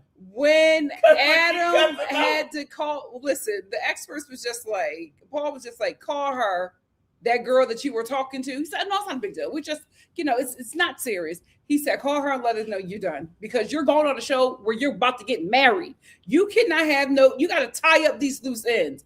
He called that girl and said, oh, I'm about to get married, so I can't talk to you. She's like, are you kidding me? Are you serious? You don't lose my number.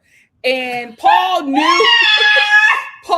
that he was playing around because Adam made it seem like him and that girl were not a big deal. But that girl was really offended and shocked that he was about to get married. She was just like, what are we talking about? Because Adam downplayed the relationship. And at that point, Paul, I'm going to get on you. At that point, you should have said, Adam, you're not ready for this. Right. You are not ready for this. Because if you are going on a show where you're about to get married, you don't have nobody that you leave on red, but you plan on connecting with after. That's the thing. Adam thought that he was just going to come in this experiment, have a good time, get some exposure, and then he was just going to go back to that girl that he was dilly-dallying with. Yeah. Paul should have wrapped him up and said, Adam, you're not ready for this process. That's right. Because he's not. Adam is playing on this show. Anyway, those are all of my thoughts. What are your final thoughts, Mama Star? No, I need to talk about the girl because the girl had me on the floor. She said, what? This is a joke. Are you kidding me? Lose my number. Period. Which let me know that he was still calling, dibbling, and dabbling. Yes. Because when absolutely when he told him to call him, he was like, right now. Because he knew. Hesitant. He knew. Because he lied. He said we only went out like 5 times. Well, this was 5 times recently. He knew. So then you gonna say I'm going on a married at first sight. Are you kidding me? Lose my number. And I mean it. Lose my number. But he gonna call her back. Yeah, he planned on. That's why he didn't want to call her and break things off.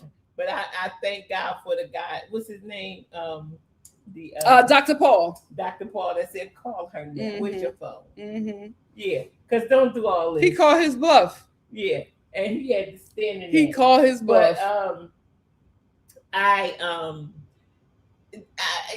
I said this is something that I might have done, in my younger years. I probably would have done something like this because it's fun.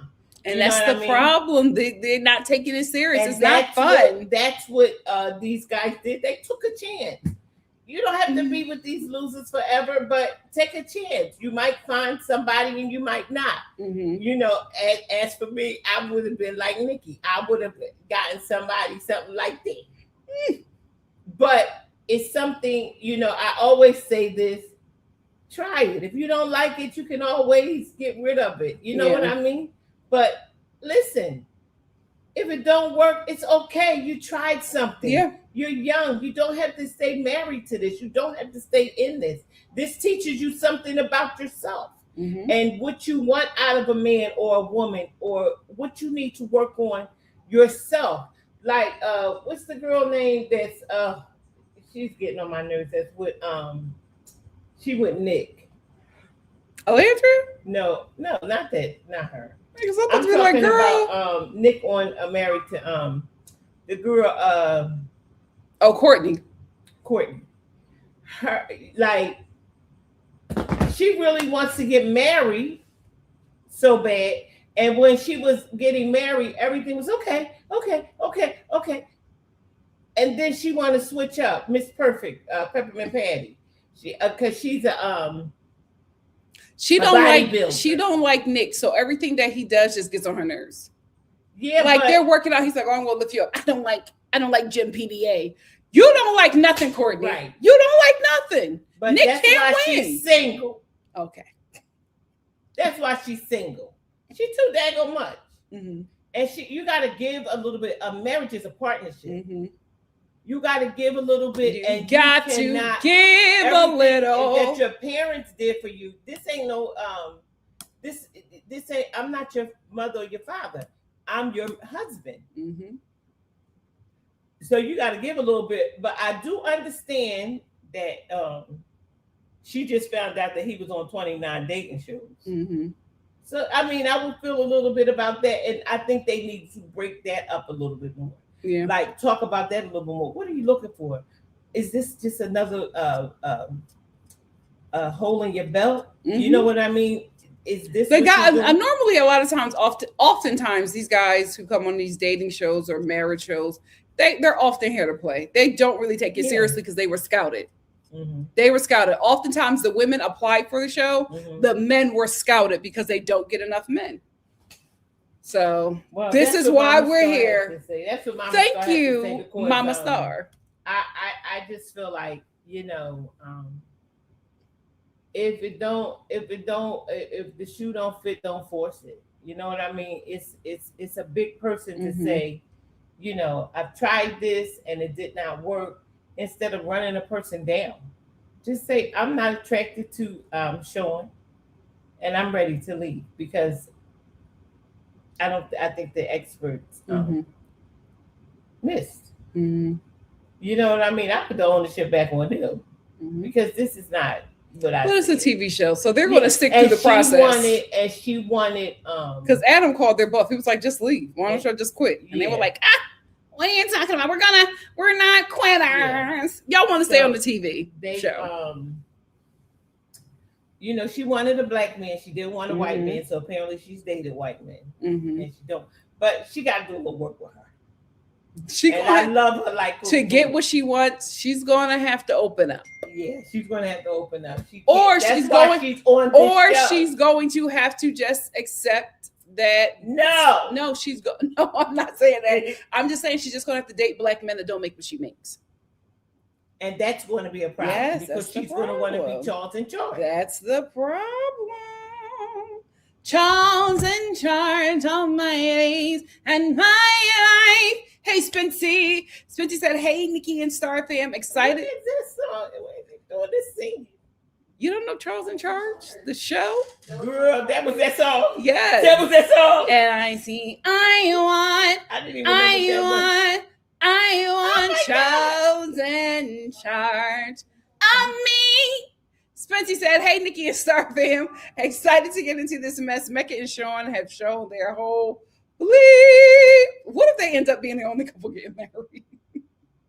Hey, Robert. Robert said, "Hey, guys, I hope everyone had a good day. Thank you for being here, Robert." Robert also said, "Sean is too much for me, and Mecca seems disinterested in the process." You all right? E for Empathy, what's up? E for Empathy said, girl. "Hey, Nikki and Star, happy belated birthday." I was reading a comment. Hey. We missed E for Empathy's birthday. No, we didn't. Oh, no. Yes. I know I said happy birthday. E for Empathy, if you feel comfortable, please hold on. E for Empathy, if you feel comfortable, please inbox me your address. Are you? We got it. We have it? Okay, never mind. Stay tuned. Are you ready? Yes. Happy birthday. No.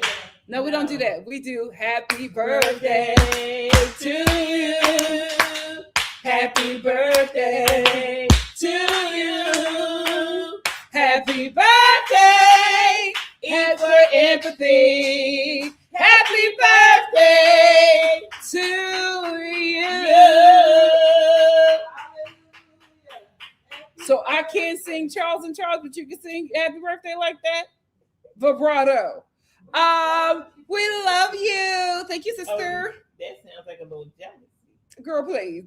Christy, what's up? Say good evening, Star fam. T. Kennedy Reese said, "I just screamed, yes, we are back." Thank you, T. Kennedy Reese. Hey, Janelle. Janelle said, "Hey, Nikki and Star fam. Hey, Mama Star. I'm so ready to hear Nikki's thoughts on this season. Thank you for being here." What's up, India? India said, "Ladies, gays, and days." Our late night hostess with the mostest is on. I love that. Thank you. Kat D was upset. "Hey, y'all, I quit watching, but now that there's folks for the process this foolishness with, I might have to pick it back up. It's a good show." Everybody said, "Belle makes way too many excuses. Come on, for Mecca, for my liking. She's so understanding, and I get it, but he can handle the truth." I agree. Dare Show Podcast said, "Let's get into the mess." Oh, it's fall season. Spooky season loading. T. Kennedy Reed said, "The first time to try being in a committed monogamous relationship is not marriage." Thank you. The Kiki, what's up? Said, "Eagerly awaiting Mama Star's opinion on Sean." See, they already know. They already know you messy. Hey, it's that Kimby. Thank you for being here. Robert also said, "I can't wait to hear what Mama Star." This is the thing. Let me finish. I can't wait to hear what Mama Star has to say about Sean. So they know. They know you. Hey, see you. No, don't put that on me. Hey, see you. They got eyes to see too. Dahlia said, this season reminded me that all of these experts are employees of Married at First Sight and here to ensure people stay to the end so they can entertain us. Ethical nightmare. Clock it, Dahlia. Indigo says, this season is better, not as long and drawn out as older seasons. I think if they have the same amount of episodes, I just feel like you can tell that budget, time, and care was put into this. Dear Show Podcast said, fresh and new network, but still not enough matches. Everyone is miserable. Here's the thing. I feel like the dating shows and the marriage shows are going to be like this for a while because the problem is women and men are very different than what society has made us all believe, right? This generation of women and men are extremely different and are not on the same page. This generation of women do not need men, right? So this generation of women are in relationships or dating men because they want men. This is the first time in history where women are dating and marrying men because they want to be with this person, not because they need to. So the men have to be likable. And this is the first time that men have to be likable and desirable. They normally can just, hey, I'm a man. I can, you're going to have a better life if you're with me. Now that's not the case anymore. Oftentimes the men are having better lives. Show this is, but I need a man. Okay. Oftentimes the men of this generation are better off because they are with a woman who is now the breadwinner, right? Who is now the one who can pull them up. So it's very different now. And because oftentimes the men that they are finding are men who are absolutely going to be bitter at the process that, oh, mom, can you turn on? It's starting to get dark. Can you turn on the lights? Are going to get bitter with the process because they have to show up in ways for women that they never had to before. So it looks really bleak because humanity is in a transition. So I don't think it's going to get any better for a while. Thank you. NC said, I'm not a fan of the new experts at all, LOL. They were messy as hell they were messy and wicked as hell putting Nikki and Sean together. They knew exactly what they were doing. I know production makes the final call, but still. I said the same thing. The 10 Weasley said, not YouTube hating and not notifying me immediately. Been looking forward to this for weeks. Oh my goodness, I'm so sorry. Hey, Kiki,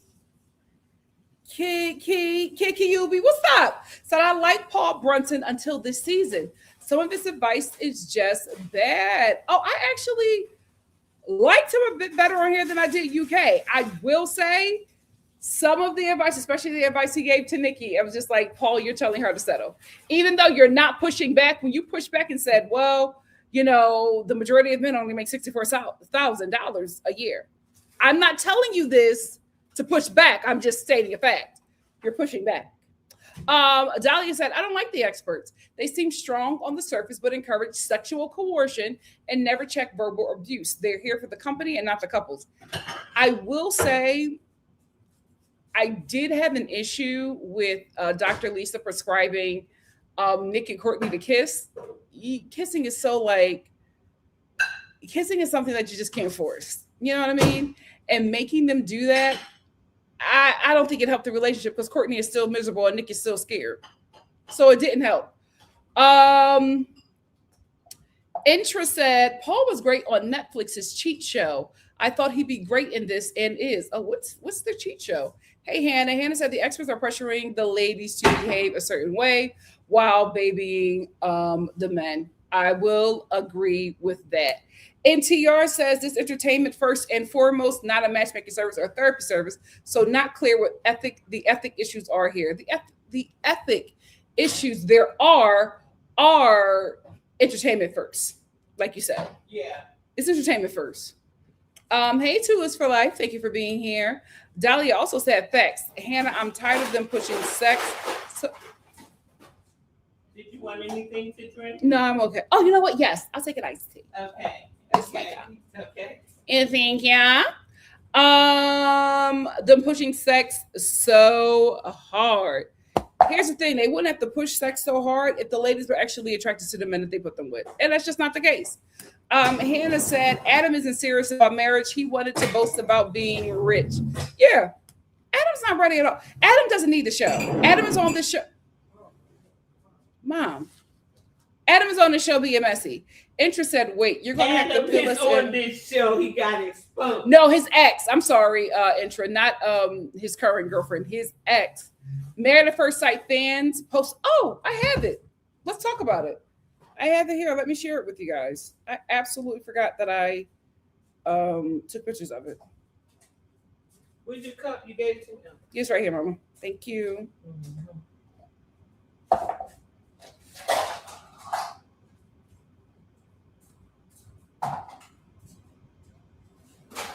Because honestly, we'll wait for Mama Star.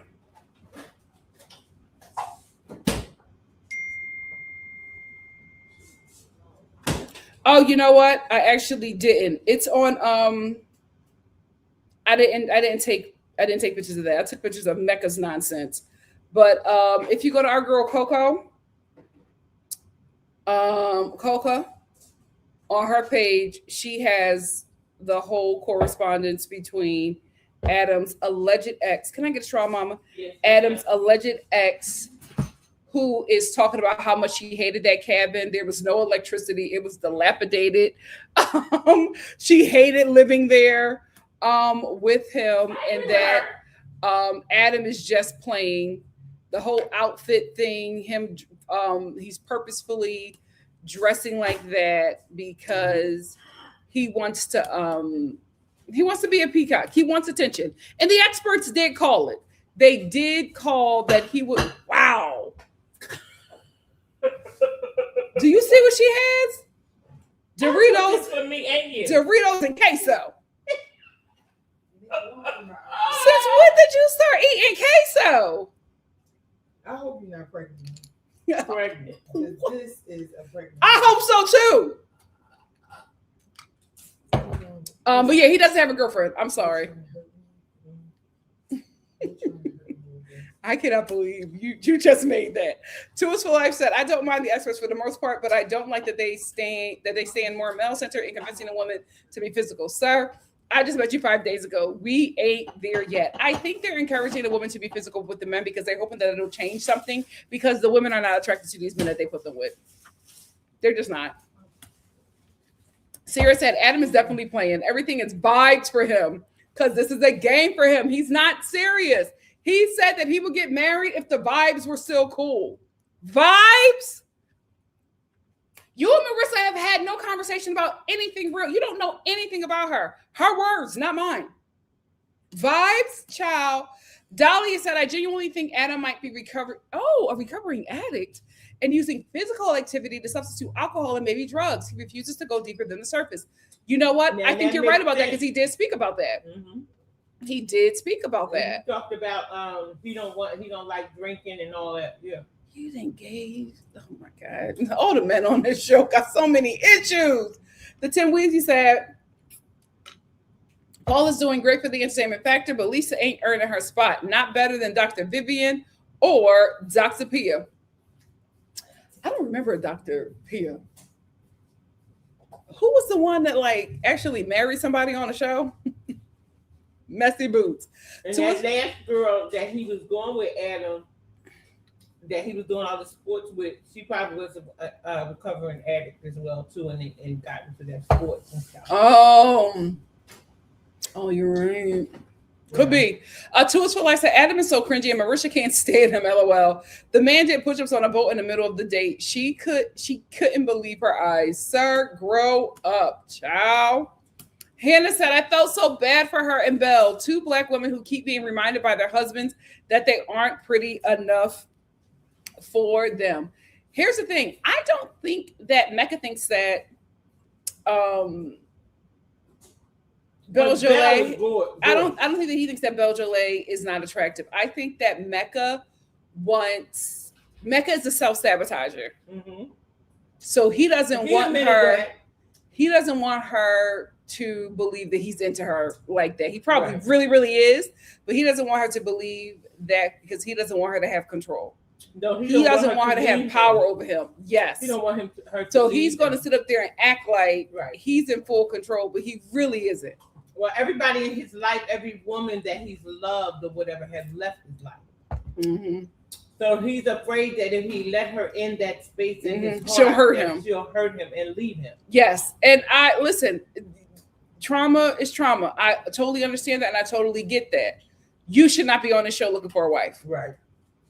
Like, it's unfair to the person that you're in this process. Because when he was getting ready for the date and all of that, I thought he was going to be when he was getting ready for the wedding. No, I knew he was going to be a mess when I saw that dad. He's the primary parent. Mecca was not set up for success. Speaking of Mecca, let's get into how he is responding to the audience that are not happy about his performance on the show. This is from Married at First Sight fans. This was posted on their page. This is just Mecca in the comments responding to people who are not happy with him and how he performed on the show. Oh, wait. Do I want to? No, I'll do it this way. Let me take the comments down. Hold on.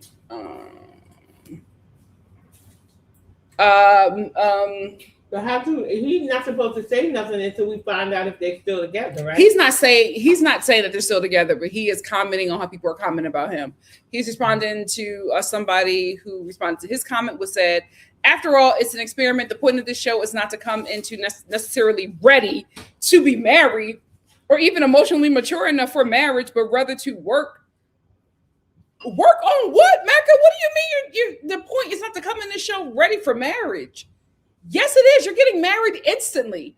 And this commenter said, I'm being so genuine here, but growtherapy.com, not signing up for here, but growtherapy.com, saying that's where you should go.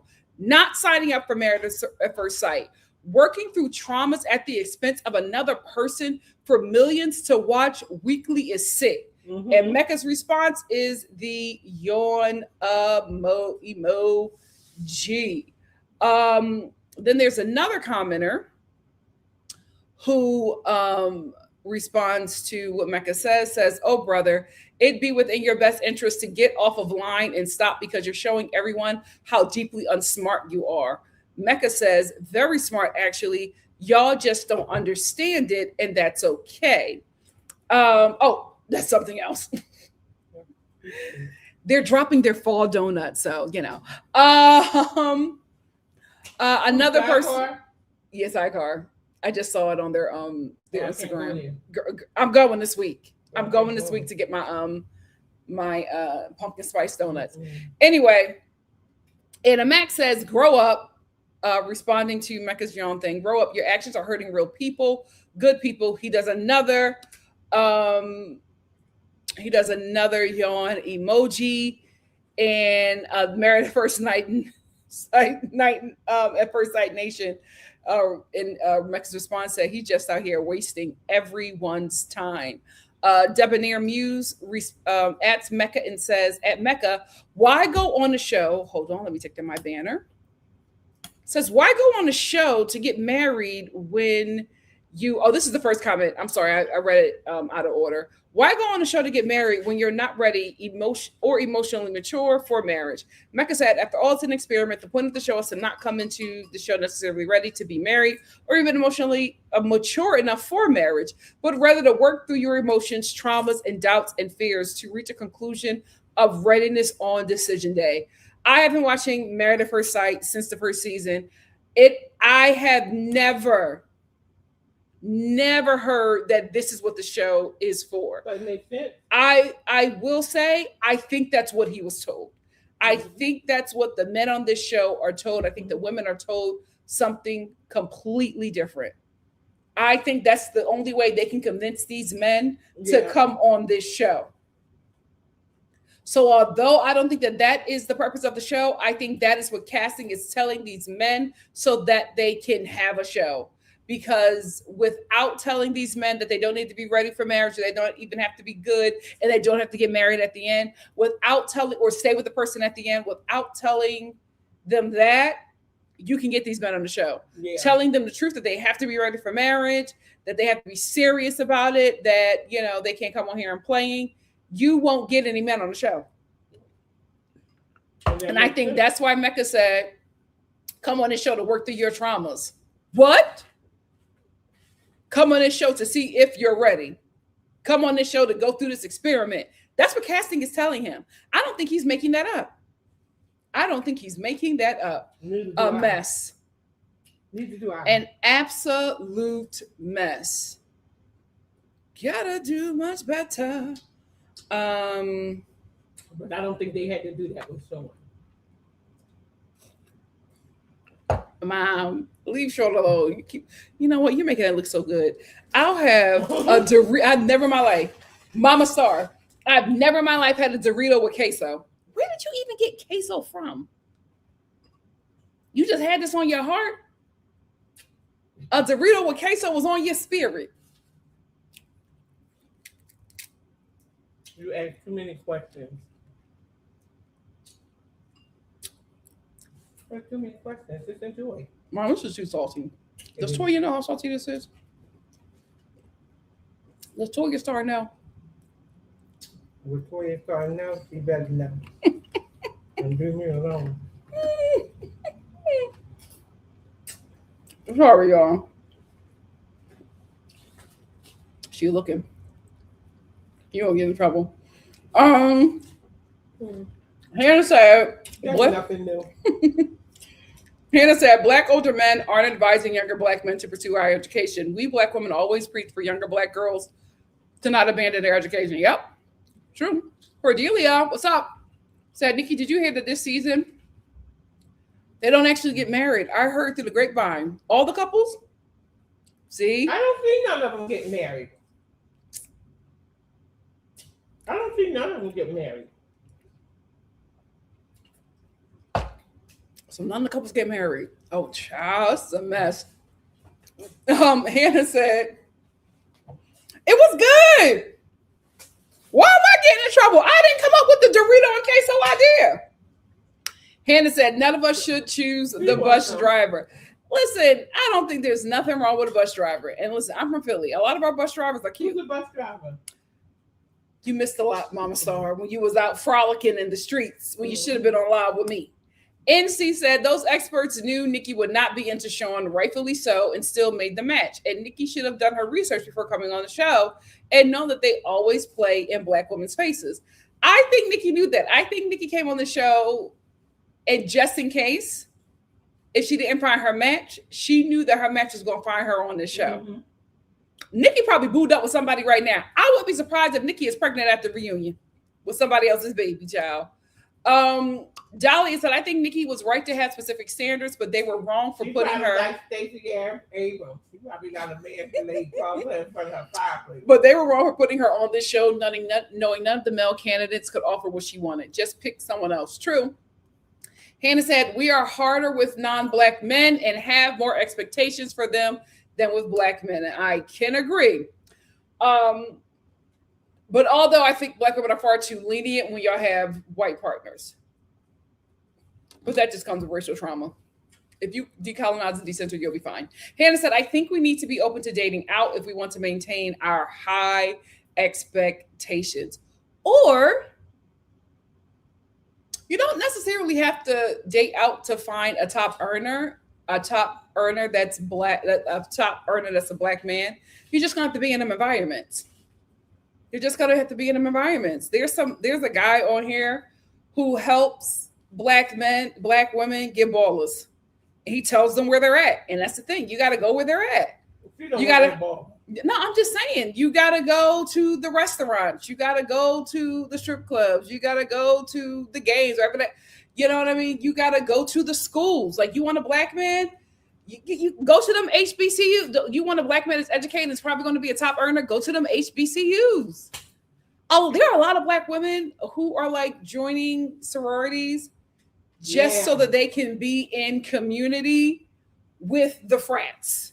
Mm-hmm. Like you got to go where they're at. You got to like I heard that the Black Food Wine Festival in Napa.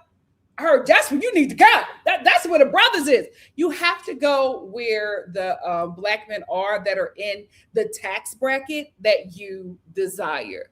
Because working class sisters got a man. They got all the Black men they need, right? Them top earning sisters, it's hard for them because they are top earning in white environments. So your partner in those environments is going to be a white man. Unless you go with them top, or you don't have to put the effort in and go to where them top earning Black men are. You don't have to put you don't have to get on. I keep on saying riot like I know. I'm not signing up for it. Somebody sent me an invitation and I said I'm good. I'm good. We'll see. We'll see. I do want to get on to see who's on there. What? But if I get on there, people are going to know that I'm on there. And I'm just like, nah, I'm not going to do it. Two Us for Life said, as a gay Black man, I always remind my Black sisters the importance of being equally yoked, period, especially financially. Don't get with a man that is not in your tax bracket. Don't do it. It rarely works. Rarely. Hey, Kaylee, what's up? Thank you for being here. Kaylee said, hey, Star family, I've been listening in the background. What's up? Kaylee also said, I will say later in the show from the clips I've seen, didn't she say they got sexual chemistry, so they figured it out somewhere? She be lying. Who? Nikki be lying. Nikki be lying because she doesn't want the rest of the cast to know that her relationship is a mess. Like, her and Sean only come together when it's time to compete. They like letting everybody know that they're in a good place when they're really not. NTR said, I wonder if it's because Nikki is in Seattle. She thought she'd find a Black man in tech who makes what she makes or more without it being a big deal. She can, but you're going to have to like, that's the thing. You're going to have to go to like Black specific stuff for like what you like. You're going to have to go to like Black in Tech. Isn't there like a Black in Tech? What do they call it? Black in Tech Con. There's something like that. And I know a lot of people who go to that stuff to go meet other Black people in tech. They're going to go for the seminars, but they also going to go there for a mate. You got to go where they are. You got to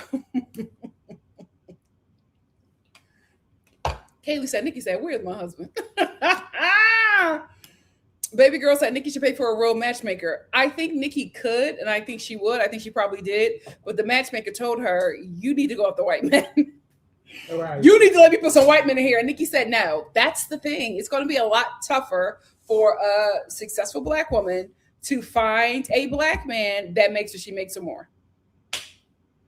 Especially if you're a Black American man. That's another thing. Athletes. Black American women. If you want Black men, you may have to step outside of your culture. You may have to get a Black guy that's not Black American. And also, a lot of Black men that are in her bracket are dating white women. Mm-hmm. And that's probably a problem too. I don't think it's all though. Kaylee said, baby, your partner is not watching this show. If it's a male, in my opinion, but you'll get more eyes on you. That's what I think she at least thought could happen. And it could be a friend of a friend of a friend that introduced her. That's another. That's what happened with Megan. Yeah. NTR says, I know she thought Sean was the pastor. He does look like Pastor Kyle. He does. Dolly said, yeah, I'm perplexed why she didn't hire a matchmaker. She can certainly afford it. But if she's hiring a matchmaker in Seattle, they're telling her, you're going to have to go after white men. Here's the thing, Black women. Like I said, especially Black American woman, if you want a Black man, right, and you're like a top earning Black woman, I think you should do Black and expand it beyond American, right? And also maybe get not necessarily Black, but dark-skinned men in there. You know what I mean? Especially you Black women in tech, you might have to go Indian. You might have to get you a little Desi boo. You know, Tiana did it. No, Princess Tiana did it. The only Indians that would date outside of their Please race. Don't finish that, Mama. No, they on a 90-day fiance. Okay. Oh Lord. What? Send it to me, Spency. I have not seen it. Spency said, have you seen the dark TikTok of him and his dad? It's so sad. Who, Mecca? I haven't seen anything on TikTok about Mecca. Dahlia said Mecca need to see the lady and leave Belle alone expeditiously, but Belle has to let him go. See the lady. It's just a saying, talking about go see a therapist. Thank you, Hannah, for voicing it. Hannah said his dad is so jealous of him. Absolutely. The social Steph said his dad, I couldn't understand him at the wedding. He jealous of his son. We are normally used to seeing it in mothers with their daughters, but this is textbook parental jealousy. Social Steph said the daddy and Mecca have done highly inappropriate videos online. Who? Mecca and his dad. Like what? Okay. Kaylee said, I said his father is why he's negging a rude to his partner. He wants to have ownership over his partner in the same way his father has ownership over him. It's unfortunate. Yep. Baby, ain't nothing worse than a boy mom than a boy dad. Whoo, Lord, it's scary in them streets. Hold on, y'all are in here talking. I'm trying to get as many comments as I can, child. We are talking, Star Family. Dahlia said, I want to know what the dark thing is. I think Spencer's going to send it to me. Dahlia said, I need Belle to see the lady too. She has some self-esteem issues. She's way too beautiful and talented and sweet to take this mistreatment. I agree. But she could take a couple singing lessons. Mom, she could have been nervous. Spencer, she was out all night. Spencer said he is very much performative. Hannah said him and Sean constantly saying their partners aren't cute. It's their ego. They know. They know them women are out of their league. No, Sean didn't say his partner ain't cute. Not shoulders. Not shoulders. Kaylee said it's the white man clocking him at every turn. Yep. And Kaylee said, and we can't even defend him because he's playing. Yep. Hannah said Felipe is always drunk. Not one serious bone in him. So Steph said, when I tried to tell the black men in Seattle that black men in Seattle are strange for the most part, people think I'm exaggerating. Sean and Mecca are the prime examples. Felipe is on coke. Oh my goodness. Maybe I was distracted by his bang. They said Felipe is on coke. Oh, you don't like the queso? I believe it. Yeah, I had enough. Eat it all in one setting. Child, To Us for Life said no shade. I could tell Felipe just glowed up because he has some ways to go. Again, Felipe, no shade. He said he'd be out all night and every night. Now your body can't even go every night like that. Child, Dahlia said Felipe is the very definition of red pill. Watching his first scene with Paul let me know what time we were on this season. Yep.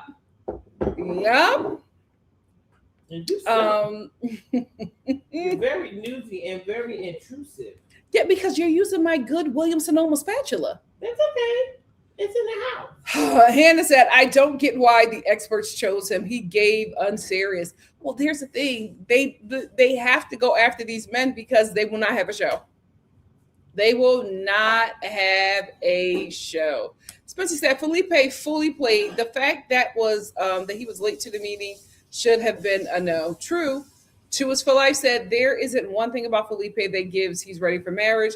What he is doing on this show and why production allowed him to join, just wasting my girl's time. Yep. But sadly, I think that's going to make him feel so good that he played with somebody so hot. So Steph said Paul knew he wasn't serious and they cast him anyway. This is a deeply unserious show. T. Kennedy, I agree. So T. Kennedy Reed said he was late to the meeting and still got a match. Basura. Yep. Well, they probably didn't have a lot of people to choose from.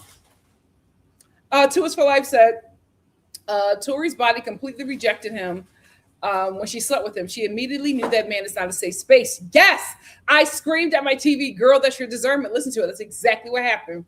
Because her body knew that who he was not who she was sleeping with.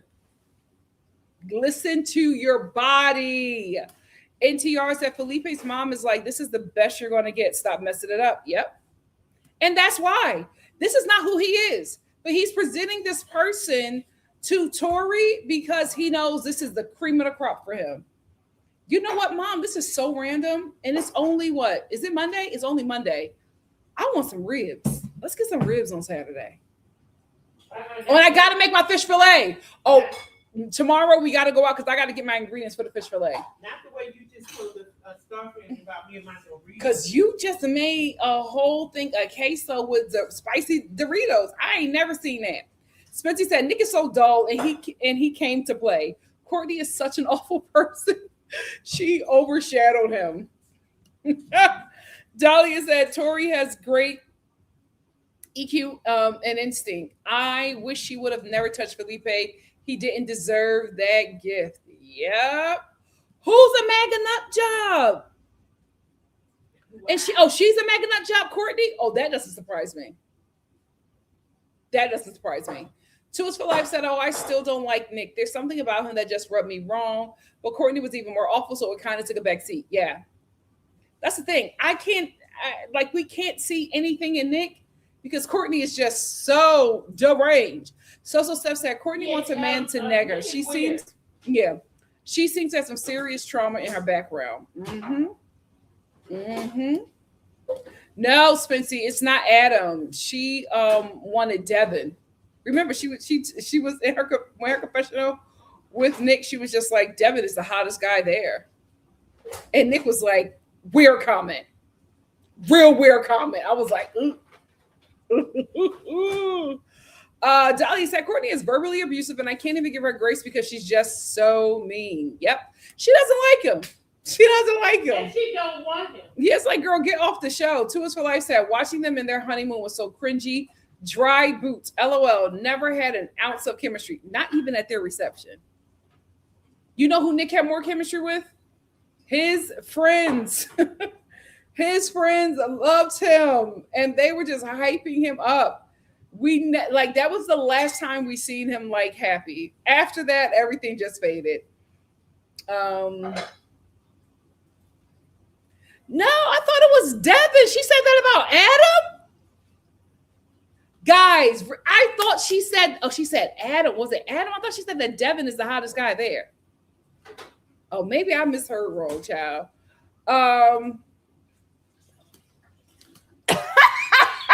Brown Girl 44 said, it's funny because I thought the issue was going to be that Nick didn't like her. Child. NTR said Nick must be in the 360 deal with Chris Colleen. Probably. And also Nick probably don't want to go to a regular job. So as long as Chris got a show for him to be on, he's going to do it. So Steph said about Courtney, high strung and mean. Hey, Miss Brown Sugar, how are you? Mama. Yeah. No. Iced tea. Thank you. Hey, Unique said Courtney immediately got the ick from poor Nick. She acts like a chihuahua. She definitely wants Devin. Yes, I thought she was talking about Devin. Two is for Life said, I love Devin. He's a great guy, the best guy in the bunch, and he's handsome. He on that pre-workout heavy. Thank you, Unique. He's I just want her to know that I want to be around her all the time. I'm with Courtney. Okay. Miss Rodriguez said, did I read this right? You're only chatting up to episode 9. Yes. I'm going to just say hi and try to stay hushed because I can't remember when things happen throughout the season. Thank you. Thank you for being here. Yes, Aquarius and Pisces. Okay. Thank you for that, So Steph. They need their alone time. Dahlia said, if Belle and Devin didn't have race requirements, I think they would have been good together. I would have never even thought about them two. Belle and Devin. Devin, a white boy you like. Belle Jolie is with Mecca. I know Belle. Devin. Devin is the white boy you like, the one with Courtney, who wants to be around her all the time. Caitlin. Oh, yeah. And she's like, I need my me time. Who would be good for Nikki on this show? Not Adam. Nobody. Nikki don't want not Nick. Who would be good for her? No. Not even Cameron. None of them will work for Nikki. Two is for life said, listen, Caitlyn was something else, but I was on her side at the gym fight. So let me go to the gym and have my alone time. Back up. We just met. That's what she said. And I agree with her there. She was just like, I just met you 6 days ago. Yeah. Like, it's too much already. It's too much already. But as for her, like, girl, ain't no backup. Listen, we together. Like, she just got on my nerves with it. Brown girl said, I'm a me time person too, but she was a little extreme. Yeah. L Boogie said, as a February Pisces, I was preparing to be offended. Then you said, we need our me time. And I was like, oh yeah, facts. Yeah. Definitely them Aquarius men, give them their me time. Baby girl said they need to let them switch couples mid-season because some belong with other people. What a twist. They need to do that. What a twist. And who would Sean be with? Nobody. Dahlia said, I think it feels like Devin is asking for too much because Caitlyn is giving nothing, child. I think she's faking for the camera, biding time until decision day. Here's the thing. I think for Caitlyn, after the thrill of getting married wore off, she was just not into it with Devin. She was just not into it. Tools for Life said, that's why I could relate to Caitlyn at times. I love my alone time. And my partner will have to understand that. If we hung out all day, Friday, you know what, Mama Star? Can you give me a break? Oh. Best believe I will be by myself. Lord. I was just trying to clean up. But you know what the hell with it? You can clean up, but you are banging every dish in the sink. Dahlia said, Caitlyn does nothing for that man. She doesn't even bother to try at all. Social Steph said, how long Caitlyn been single? She's not emotionally available. But she also said that she don't be like she don't, when she dates, she don't date like that. So I'm like, who are you dating? Unless it's long distance, it doesn't make sense. Dahlia said, I'm so sick of these slow burns. It's just cold for I'm not attracted. Wrong show. Unique Hunter said, Caitlyn took being by herself to another level. They haven't kissed or held hands since the honeymoon. They're total opposites. Caitlyn should have never gotten married because she likes being by herself. She likes to be weird. NTR said Mecca made him talking badly about Belle, about him, instead of addressing how he hurt her. It became, I'm so terrible, because he was able to get sympathy for that, especially from Belle. Brown girl said, I thought that Mecca had turned a corner with her birthday date and gifts. Then he went back to being an a-hole. He is a self-sabotager. So you're never going to get him. You're never going to get him being good for too long, because once it feels good, he self-sabotages because it feels good. And he's afraid that it's going to be ripped away from him. So his thing is, I'll let it crash and burn or destroy it before you get a chance to hurt me. Right. NC47 said Felipe was late and totally skipped about 3 meetings with Paul Brunson during the matching stage, and they said, "Oh yeah, let's give this man a wife." Well, they don't have a lot to pick from. There you go. That's what lets you know that they don't have a lot of people. Dahlia said, "Now I don't agree that men are supposed to have all the relationships, not a partnership. I think that's too much pressure on everyone. That's not what I meant.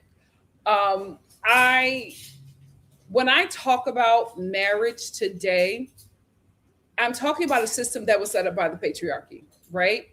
So a man, when he decides that he is ready to be a husband, it is because he is in a position where he can figure it out for a family. Yes, today we are changing the meaning of marriage, and yes, as a partner and all of that. The system that patriarchy set up and men abide by it because that is the system they set up, that is the role they put themselves in. So you are saying as a man, because we have not changed what marriage, the meaning of marriage is as a society. You are saying as a man, I got it. You are putting yourself in that position. Now, it's great to be just like, oh, no, that's not fair and not in a partnership. I'll give sympathy if I set the system up. I didn't set that system up. They set that system up, and don't introduce emotion that you can't maintain. Cameron Brown Girl 44 said Cameron looks like one of the husbands from a prior season. I can't remember the season, but he was always not coming home at night. Maybe he looks like somebody, but my God, today he seems so familiar. Stage 4 Endo, what's up? Missed you. Stage 4 said, hey, glad I was able to catch it live. I'm so sick of how Mecca treats Belle. Same. So Steph said the people see saying Sean was fired for his conduct on the show. I checked the college's website and didn't see him. They're saying that Sean was fired for his conduct on the show. I checked the website and I didn't see him in the directory. I will say he was giving Freaky Frog. I told you. He was giving very freaky. And that girl said, absolutely not.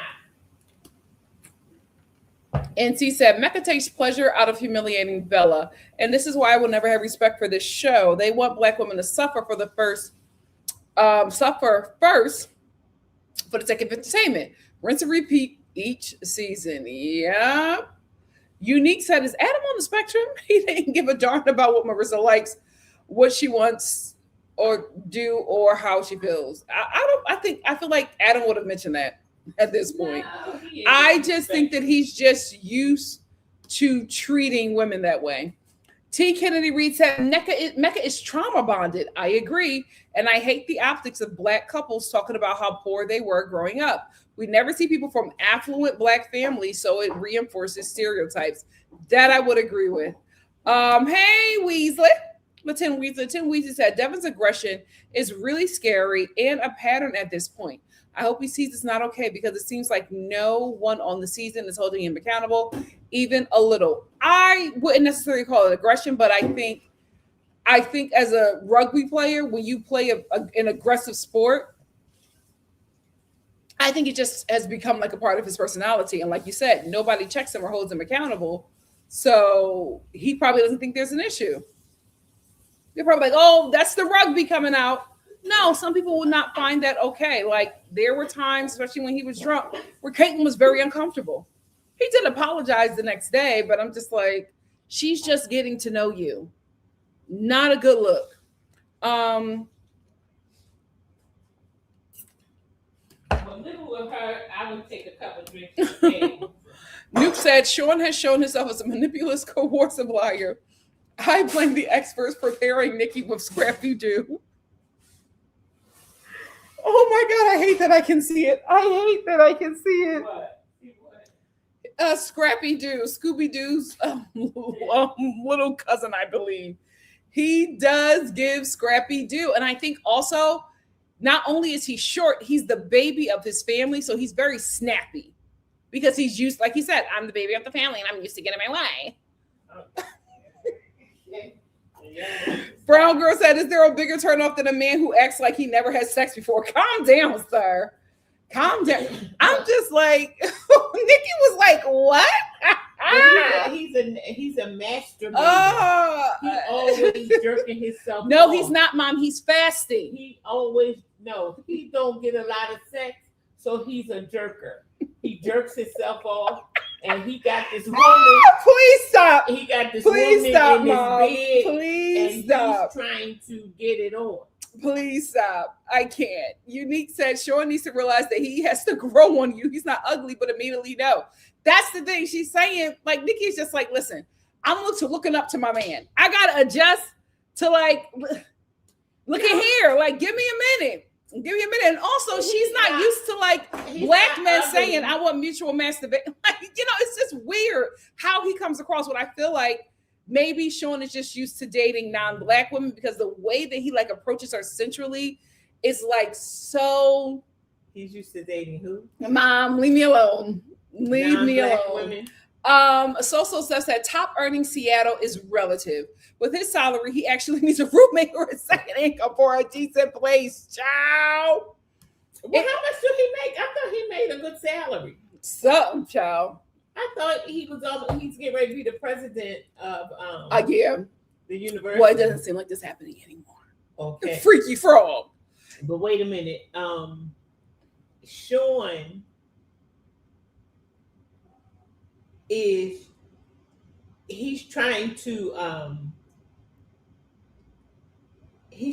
set a precedent for himself. Like he came on this show. I don't think he was scouted. No, I think he's one of the men that applied. Yeah, I think he came on the show. You know, he wanted to come on this big stage because people probably thought different about him. So you think different about him, Mama You know, Star. I'm on here to get a wife. But it's not working out. Because this wife, she said, oh no. But the only thing with her is Nikki is not telling the truth. She tells him, I'm not attracted to you. She should have said, well, no. Well, no. I'm not going down that road with this you. This is all y'all can come up with for me. No, she was so disappointed. And let me tell you something. Nikki to Nikki, I would have walked. Yeah. As soon as my mom turned me around that corner, and before we got down the aisle, I would have said, we can stop this right now. I'm not doing this. I would have been so disappointed. I'm not doing this. I apologize, sir, and I apologize to his family. This ain't for me. This ain't for me. I would say, come on, sis. Come on. NTR said Adam keeps comparing Marissa to a relationship that didn't work and sees no issue with that. Like what? He doesn't see anything because he's used to bulldozing the relationships. Two Us for Life said Adam wants his ex. He shouldn't have came on here either. Two Us for Life said Adam wants his ex. That's the problem. Go get her and leave Marissa alone. Right, he's still dibbling and dabbling. And he got called on it because he was the only one that they made call somebody. She said, are you kidding me? Liz, my number. NTR said, I'm going to need the women who don't want to get physical on these shows to start saying that physical compatibility comes for them after emotional compatibility. Make them men work emotionally. Oh, that player got played. He sure did. His player card got thrown out of the window. Paul was like, give her a call. He's like, no, we don't have to. We don't need to. She's okay. Paul's like, no, I need you to call her. Because they knew. I think the show knew that Adam was going to go back to something. They had some kind of information that made them, because they didn't do that to everybody. Yeah. So for him to call her, somebody must they knew. They knew. They just seen him out with somebody. He's like, no, we don't have to do it. Paul was like, no, you do. You do. What'd you say? Liz, my number.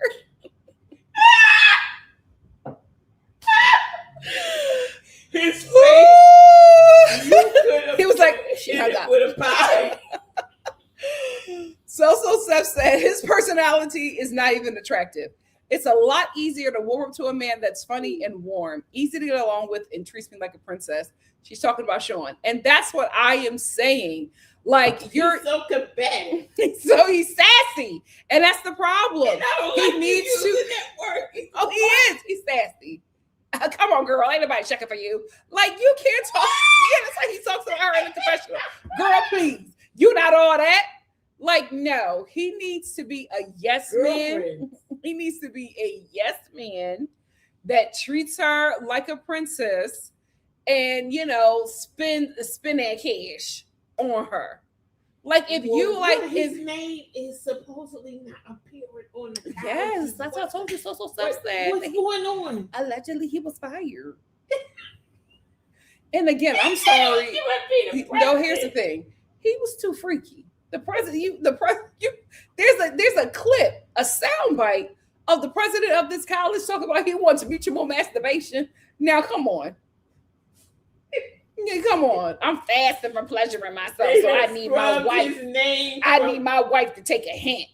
They scrubbed his name from the website. Oh, he on the unemployment line. He really can't get Nikki. Dahlia says Sean isn't ugly, but he's corny and freaky. Yes. No swag about himself. He's probably already have a wife if he calmed down and has some humility. I agree. Spency said short, brown, and sassy. Lord, forgive me.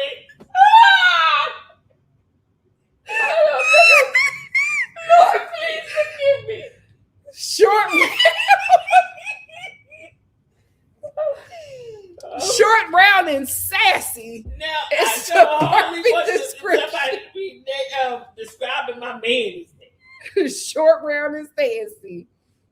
And what? Sassy. He is. Every time you want to be right, so I'm just gonna let it go. You like you supposed to be somebody's husband.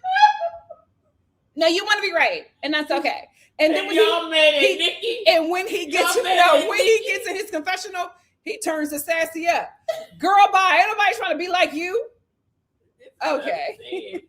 Y'all girl, please. Y'all mad at Nikki. You ain't all that. What is wrong?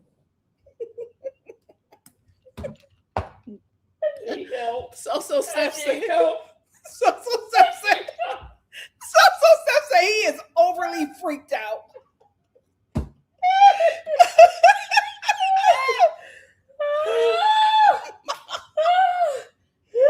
Y'all gotta stop. Y'all know what Papa Star. The Star family. He is a freaky frog. Because he came out in his towel. He wasn't ready. He came out in his little medium towel. He was ready to be pleasured by Nikki. And Nikki was like, excuse me? She was like, he was butt-ball naked. Butt-ball naked. And she said, he was ready to take that towel off and have her go to work. Nikki was like, wait a minute, what's happening? She said, no, I'm not ready for that. He said, oh. And he bounced out. Kaylee said they kind of do work, but he also is. Is what, Kaylee? He came out of the towel ready for work. He came out of that towel. Oh. Because he knew she was going to service him. And she was caught off guard. Nuke said Sean lost his credibility once they show his apartment. Fake bougie. His apartment. I didn't see his apartment. We didn't see it yet. We didn't get to that. Oh. Well, that apartment ain't a mess. Oh, Dahlia said they do give Jack and Jill Black Excellence couple. I'm telling you, they can work. He just has to relinquish control. He gotta let. Are you going to go with that? He has to. Nikki will do it. She just had this. Nikki do it. But also, I'm Nikki from Philly.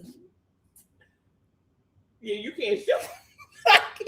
You think I could come back with a sassy medium man to Philly? The way y'all would be like, Nikki, stop playing. Stop playing. I would get nobody's approval. Y'all would be so mean to my little sassy me. It says brown, short, brown, and sassy. He said short, round, and sassy. NTR said they do work and they are compatible, but Sean and Nikki are full of it and faking this for this show. Sean for his book and Nikki for I don't know what. His book. Yeah, he has a book. Child. Nuke said short, round, and sassy. And my Nuke said, nah, Sean wants to compete with Nikki. It won't work. And that's the problem. If he stopped competing with her, she will.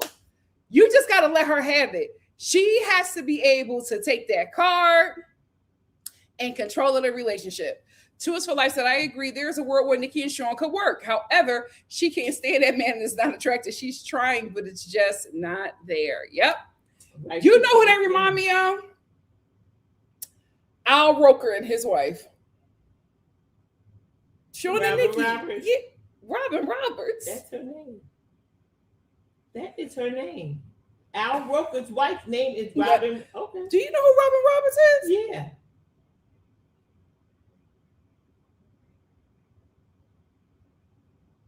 Her name is Robin Roberts. No, look it up. I am. You know what? You're right. Al Roker's wife. Deborah Roberts. Deborah Roberts. Because I said Robin Roberts. Now, what did I miss? Deborah Roberts. Deborah Roberts. Robin, Deborah. Yeah. Thing.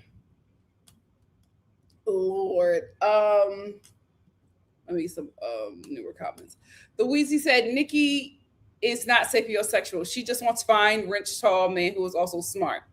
She should have looked that word up first before giving him a blank check to give her short, bald, and sassy pervert. Oh,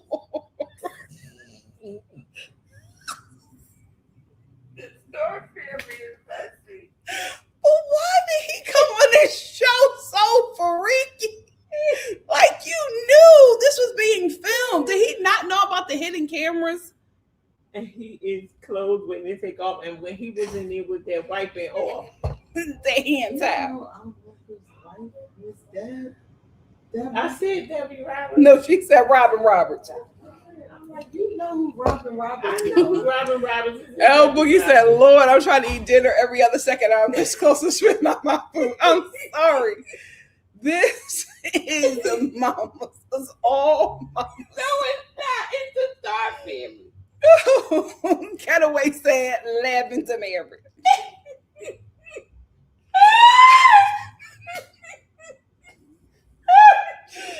Itzy said, had the nerve to get his unwashed A in the bed. My God, Oh, honey. today. Oh, that turned me around. I said, hold on. Oh, He Lord. was wiped off. That big body. She was so disgusted by that. I'm like, that's the little things. The little things like that. Like her watching you not actually bathe, but you are also ready for sex. She said, oh, you didn't shower? Ugh. He said, no, it took me 3 minutes tops. So 3 minutes tops mean you can do it in 2. Okay. Nuke said, Nikki is trying, Sean is a faker. And you know what? I agree with you. And I also hate the fact that he lies when they get in front of the group. Like Sean It's will, dirty. he will say something to make like Nikki the bad guy.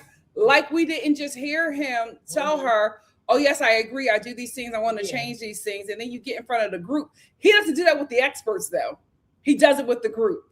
And I do not like it.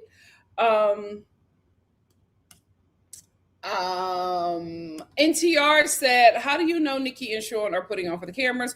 Whenever they talk about marriage and what they want in marriage, it's never about each other as if they are not actually married. It's odd. Listen, the group does not believe them. The group was not believe them. Kimberly said both need to leave. Nikki and Sean are not compatible at all. You know what? I was thinking this too, Dahlia. Dahlia said, I think Sean and Nikki got a pact to not keep showing their metaphorical A. High key, I think Cam and Michelle are doing the same thing. Because that's my thing. I'm like, you guys do not have any tough conversations. But they keep on. It's about to read Spitzy's comment. She said, talking about Sean, he argues like he is a real housewife.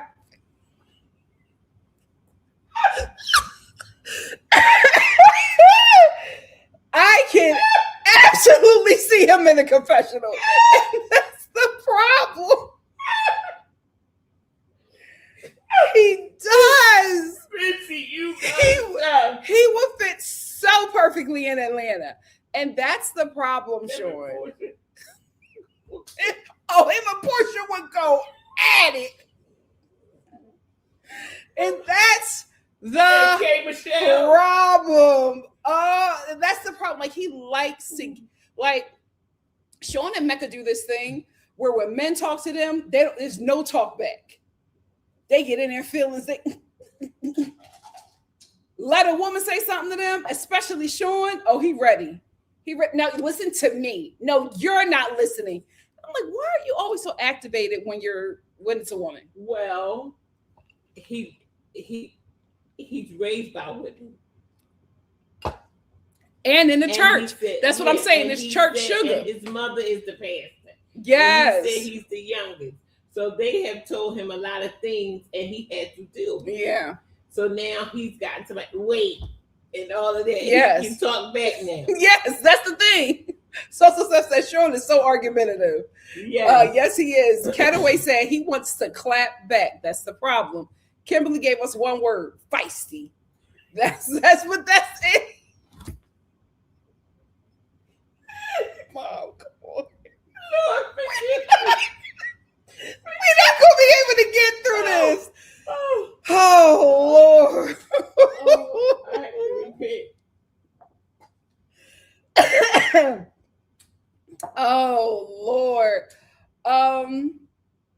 Dahlia said, Michelle didn't get what she wanted either. I don't like them separately or together. Judgmental couple. My God, today. Aoife Ripley said, Michelle and Cam are very smug to me and give the vibe that they want to win the experiment. It's very weird to me. Oh, so you can win. You win money. Well, not win, but like, leave off as the best couple. Like, a lot of times the couple that's successful get a lot of popularity. I do get that from Michelle and Cam. I also get that Cam is not as kind to Michelle as we see on camera. I got a feeling, I'm not saying he's abusive or anything like that, but I got spicy too, according to Tim.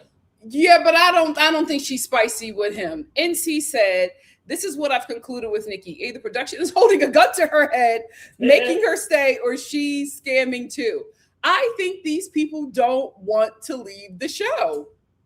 No, I think now I'm gonna tell you what I think about Nikki. I think the producers keep talking to her, and they're encouraging her to try it and to stay with it and to stay with the process because they only have 2 Black couples, and they don't want. Sean is good TV. Because he's always ready to fight. Right. But Sean is good TV for them. So they don't want them off of I'm talking from a production side. Sean is very good TV with the bouncing and the popping and the wiping down and all of that. He has a lot of people. That's what that college said. Don't come back. James said, you will not be over our students. Absolutely not. He said he was about to be the president. Well, not anymore. To his full life said, Mama Star is right. Cameron does cry a lot and he is everywhere emotionally. Yes. I don't want to diagnose, but he may have a form of depression. What is going on with casting? All these men got trauma. Let me tell you one thing about casting. Casting is trying to make a show. They don't care like where you come from about all these emotions and these people. They're trying to put together a show. Mm-hmm. They don't care about if this is the wrong person for this person. And they're probably telling Nikki just to hang in there. It's going to get better like this and this and this and this. And they're probably saying, if you don't like Sean or whatever, other men may be looking at you. They're selling her something to keep her there. Yeah. I think so too. I think the production every time she tries to leave, they talk to her. A show. Yeah. They don't care about how she feels about Sean. Yeah. They can't let her leave. Yeah. So they keep giving her perks to keep her there and whatever. And she said, well, okay. Yeah. And okay, well, I'll try it. You're probably like, it's 3 more weeks, girl. Just hang in there. And at the end, it's going to be this. And, they're encouraging her to stay because she wants to leave. Mm-hmm. She's the laughing stock of her whole neighborhood. All them girls that didn't like her coming up and said she thought she was cute, she thought she was better than, they are having a party. Oh no, Miss Cutie. Miss Cutie Patootie ain't with Sean. Like they're eating her for points. My girlfriend said, and they was ready to run with her. That real quick. They said, "What do you think? What's going on? What's really going on?" Because they know what she likes. Exactly. NTR said, "I was shocked when Caitlyn said she would leave without saying anything, like leave a note, send a text, something." No, Caitlyn don't like Devin. Like, well, go. She won't leave the show.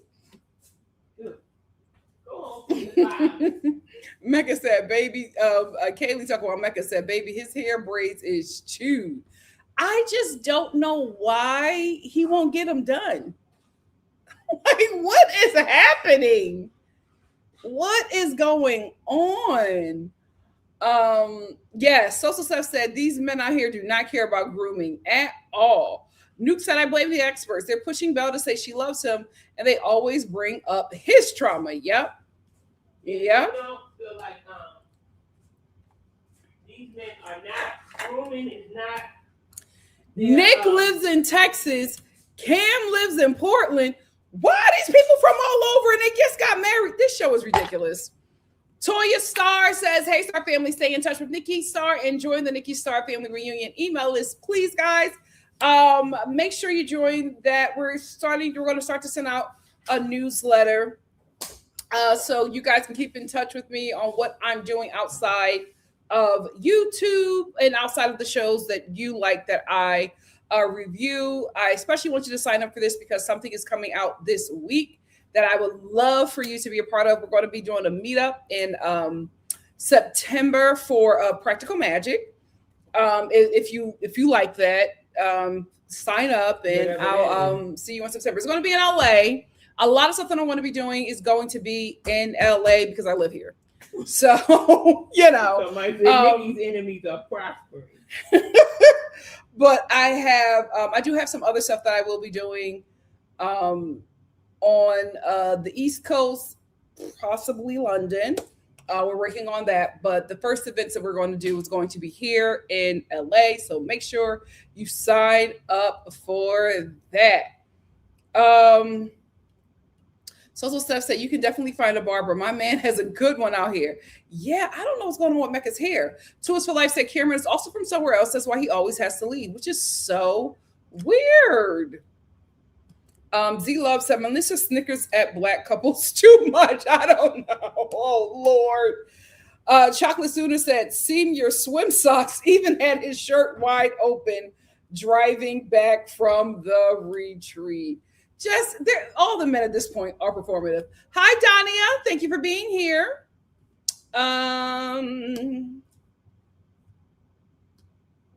Spency said, I think Mecca projects onto Belle. Adam is so gross. He just wants a copy of himself. He just wants somebody who is just like him, who won't give him any pushback. He wants a robot of himself. Dolly said, my conspiracy theory is that these shows do get enough men who apply, but they don't give good drama. Ooh, or aren't TV pretty, so they'd rather recruit to create entertainment. The thing about it is, the guys who are probably not attractive, but are like good guys, will probably clean up. Clean up. Yes, I am. Dolly said, Nikki, you're thinking of Dr. Jessica Griffin. She married John from season 6, and they are still together. A mess. A mess. KT35 said, I hate to blame the parent who actually stayed, but Mecca's dad is a huge part of why that boy is so messed up. Absolutely. KT35 said, Mecca is slow, but believes he is intellectually superior. Terrible combo, and he belongs, oh my God, with a white partner. Oh, Lord. Dahlia said, something tells me that the producers probably told him that he doesn't have to want marriage to push him to continue with the show. I absolutely think that that's what happens. The Tin Weasley said, Sean got heavy Carlton from Love is Blind season energy at the pool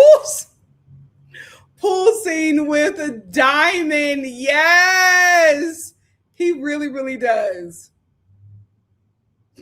Ciao. Birdie 3B said, no, that's the point of therapy, not the show. It's literally never been about that. But I think that's what he was told, y'all. I think that's what he was told. Tours for Life said, him yawning at someone giving good advice to get into therapy. Oh, I'm disgusted. That's sad. How does he not know he is deeply wounded and needs years of therapy? Look at his dad. Look at his dad. Tia BS says Doritos and queso are everything. It wasn't bad.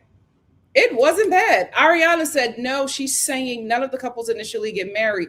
There's a loophole in Washington where they have 60 days to file for the marriage license, so they are not legally married through the show. That's right. Oh, that's smart. Yeah.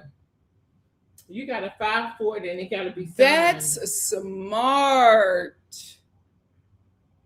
Oh, I think that's very smart. Dahlia said, well, that actually makes sense. That's how they do it in Australia and UK. They don't do a legal ceremony. They probably got the cast to sign an NDA since previous season had them legally married. Oh, I think that's smart. Mm-hmm. Birdie B said they did away with the marriage requirements, which is the same for Marriage at First Sight, Australia and UK, which I think is for the best. I agree. Yes, Social Steph, the North remembers. Social Steph said Baller Alert was literally started to tell women where the ballers are. Yep.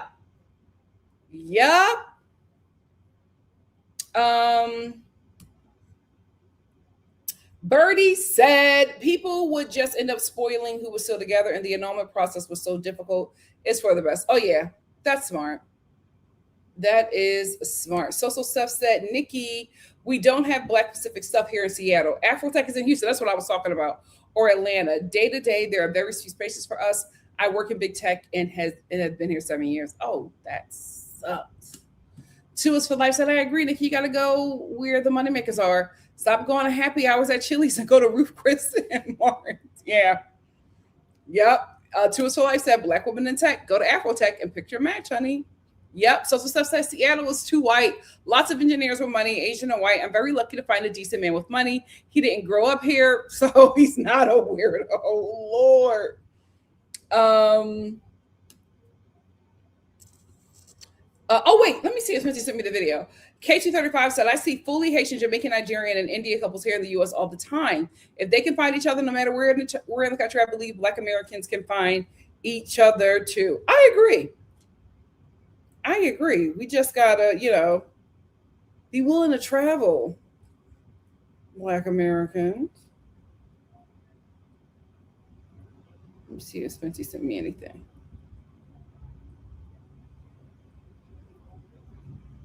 Oh, wait. Social Stuff, is this what I just showed? Because Social Stuff sent me something, but I know it's about.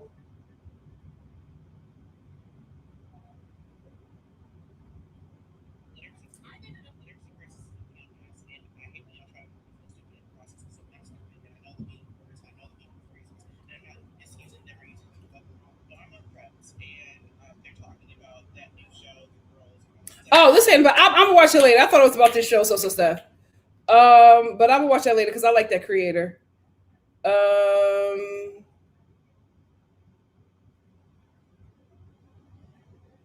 Okay. Let me know when you send the video, Spency. Two is for life said, listen, I didn't want to say it, but Mama Star, you are right. Belle started singing in that studio, and I said, so Belle, what's your backup plan? Oh, Lord. Sophie Chats a lot said, yes, he can't even sit up. He looks like he is floating through life. It reminds me of a kite. Oh my God, I didn't know that, Felipe. I gotta look more. I just thought that was how he sits because he thought he was cool. That's probably why he missed so much. Dahlia said, I fully believe God gives every girl intuition, and then society spends all its time teaching us not to trust it. Trust your superpower, women. It'll save your life. Yep. Her body shut down for a reason. K235 said, Nick seems to be undercover MAGA too, based on his response to Paul's questions about his political views. I wouldn't be shocked. Devin also gives me MAGA, but then I go back and forth. Him and Caitlin, but then I go back and forth with Devin. Hey, Nicole. Nicole said, I'm behind. Oh, no. People were passing judgment on Nick, but thank you. Glad I wasn't the only one to think that Courtney was terrible, that I really couldn't make fair judgments of Nick. That's exactly what it is. K235 said, Courtney acts like a chihuahua and Caitlin acts like a Rottweiler. She sure does. But since they're white, we know no one will ever call them aggressive or masculine. Dahlia said, I get your argument, Nikki, about marriage from a patriarchal perspective. It makes sense. I hate it, though. I'll be so happy when society moves on from hierarchical families and marriages. It's going to take time, but I think it's going to happen. As women continue to get more independent, I just think that that's where we're going to go. Thank the Lord. Hey, Cordelia. Cordelia said, hey, Nikki, oh, no. I meant like at the altar, they don't legally get married like they normally do. I don't know how it actually ends. Oh, okay. I pretty much figured it out. But thank you, sister. Sophie Chats a lot said, Devin kept saying she likes, Caitlin kept saying she likes Devin, but actions say something else. Are we talking about Caitlin? Are you talking about Caitlin? Caitlin has been through an abusive relationship. She needs some help. Well, the whole cast does. I just feel like these people probably should not have been put together. K235 said, I'm a me-time introverted person too, but Caitlin never wants to spend time with Devin, no matter when or how he tries to. How can you be ready for marriage yet never want to hang out with your partner? True. Hannah says, Sean is so cringy. I don't know how any woman is able to sleep with him. Listen, he gets something. Apparently, that freaky frog gets some action. Hannah said he needs to learn what sensuality is because he's too freaky. I agree. Mm-hmm. Newt said Sean definitely gives that he applied to be on the show. Oh, it's true. I without a shadow of a doubt, I think he is the only guy who was applied to be on the show. KT35 said if Sean's voice was a little deeper and he wasn't so sassy / mean, he could actually be kind of okay. True. I agree. Sophie chats a lot talking about Sean, says sassy and rolling his neck all the time. And them shoulders. To us for life said he came out with that towel ready for work and Nikki wanted to run. She was so caught off guard. He came out with that little towel and said, do you want to do mutual masturbation? And that's the thing, Sean, you could have asked it in such a different way. But like, that's not sexy. At least even saying it like that. But why would he ask her that? Wait, Nikki's from Philly? I was not paying attention. Nikki's from Philly? Is she? So Steph said, LOL, Nikki from Philly wants a low-cut season. Oh, you talking about me? Oh, but you guys are saying that Nikki from Philly is all Nikki on the show is also from Philly. Yeah, she's not gonna get with a Sean. If you're from Philly, sister, you can find some Philly men with money. It might be some dope boys, but at least they'll be in your tax bracket. K235 said, I'm the first in my bloodline to hear the phrase sassy to medium man. Okay. Oh, Lord. Sabrina said, Mom scream laugh is absolutely dragging it. I wish that Sean was watching this. I know he'd be laughing too. I think he would have a good time with us. Hey, Coca. Coca said, where was Courtney on January 6th? Exactly, leading the charge. To us for life said, Sean would be, if he was on the Real Housewives of Atlanta, would be Kelly's good Judy. KT35 said Needy would rip Sean to shreds respectfully. And NC said Sean would give the likes of Joe Gorga and Peter Thomas a run for their money. Absolutely agree. Absolutely agree. Cataway said with the bouncing and popping and wiping Mama Star.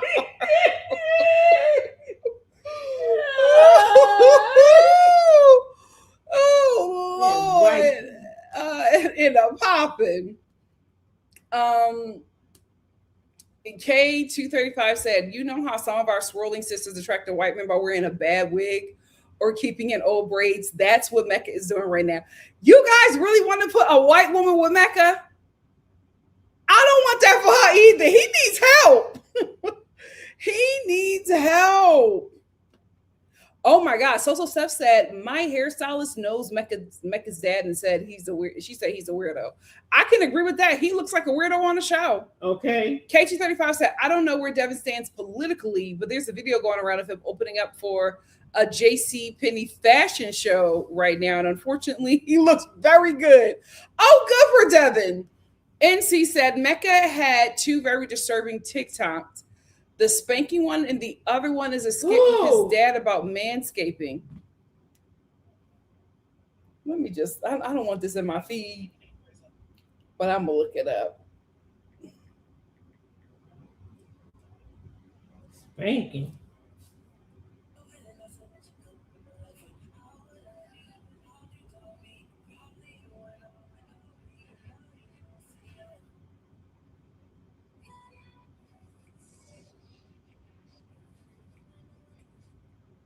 I just saw the spanking video.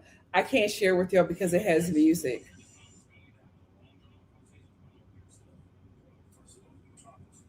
Who is spanking?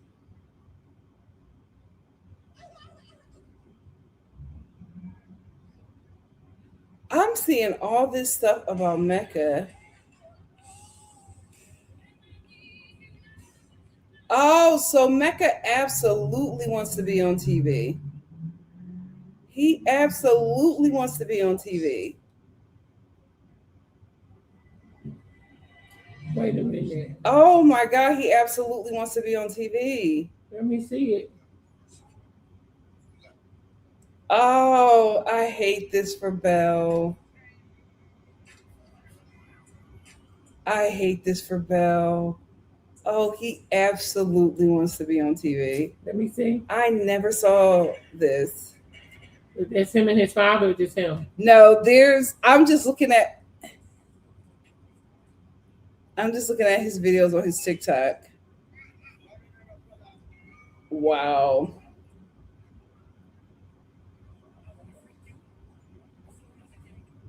He does not look like this on the show. I will say on his TikTok, he does not look like he dates black women. Why did they put him with a black woman? They should have put him with Caitlyn.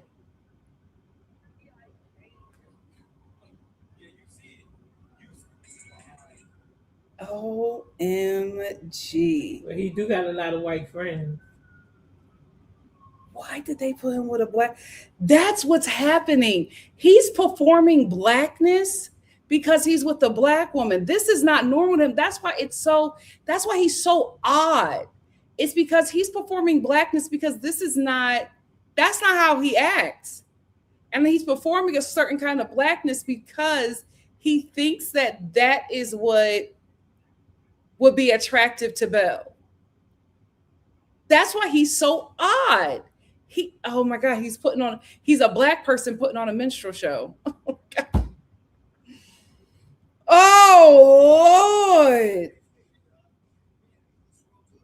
I can't, there's like some audio in here that I can't play on here, so I can't show you guys the video with his dad.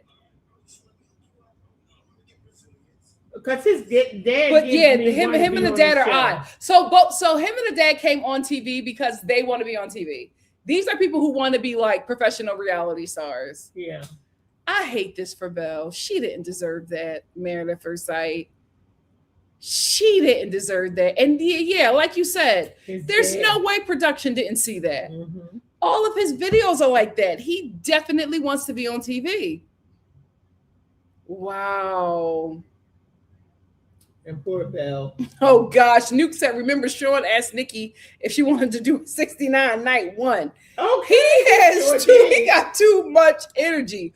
Oh wow, Nuke said Nikki is from Philly and Sean is from New York City. Yeah, no way she was gonna want to be with Sean. I can't believe she can't find a man in Philly. Them black yuppies, we got a lot of them there. And she don't even have to go far if she can't find a black man in her tax bracket from Philly. Go to DC. What is going on? Looking. Turtle said all of Mecca's exes are white and look like Caitlyn. Why did they put him with a black woman? Now I'm pissed. Now I'm pissed. Oh, I don't like that. Yes. Okay. That's why he's having a problem. So stop. Dahlia said, I think he's performing blackness for the white people. Notice how he turns it. Oh my God, you're right. Notice how he turns it up during the group events. He thinks that's what black people are like, and that's what white people want to see. Guys, thank you. Thank you for naming that, Dahlia, because he only does it when he's with the group. And it's so over the top. I wasn't interested in her until she turned around and I saw what she had back there. Them thing. It's so odd. He is performing blackness. And oh my God. His father act. I hate this for Belle. I hate this for Belle. Nuke said, now I'm wondering if Mecca has ever dated a black woman before, especially with his mommy.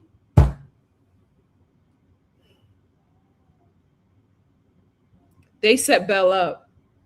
Yeah. They set Belle up. I hate this for her. I hate this for her. This is so unfair. Oh, I hate this for her. Damn, Belle. I hope she can get something out of this show. She's not going to get a husband. She's not going to get a husband. And she should be okay. Thank the Lord. Something is wrong with him. It was so like the jewels now on the teeth make sense. The old braids make sense. The tie, that the handkerchief that he wears with no shirt makes sense. He's a minstrel. Oh. Wow.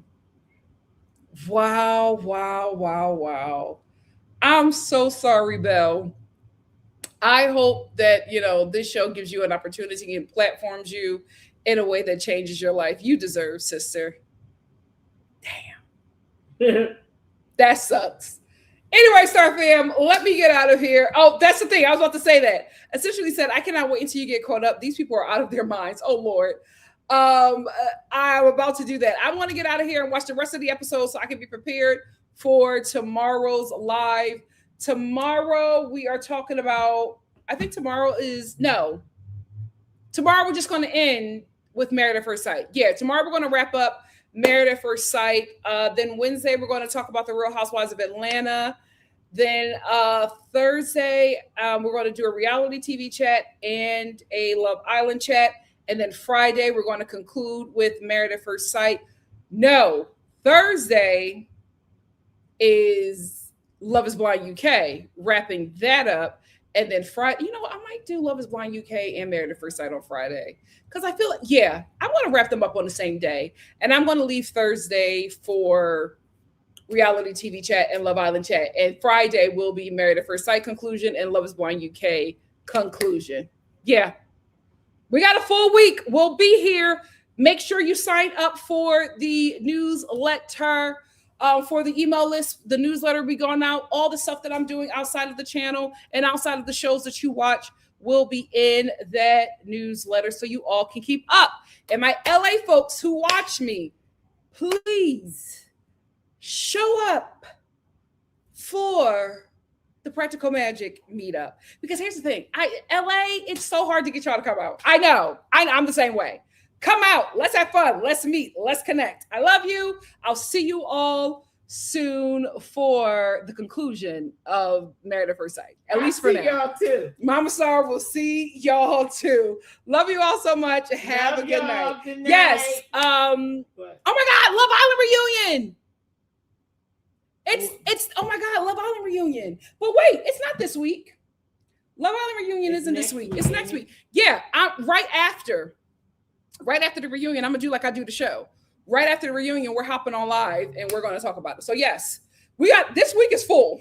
We have a full week. Make sure you stop by. We got a lot going on. I'm going to be on here every day, sometimes twice. So make sure you stop by, give your girl a Mama Star is already here. Give your girl a like, give your girl a share, give your girl a follow, hype up the video. Tell somebody. That's the best way. If you like it here, that's the best way to support me.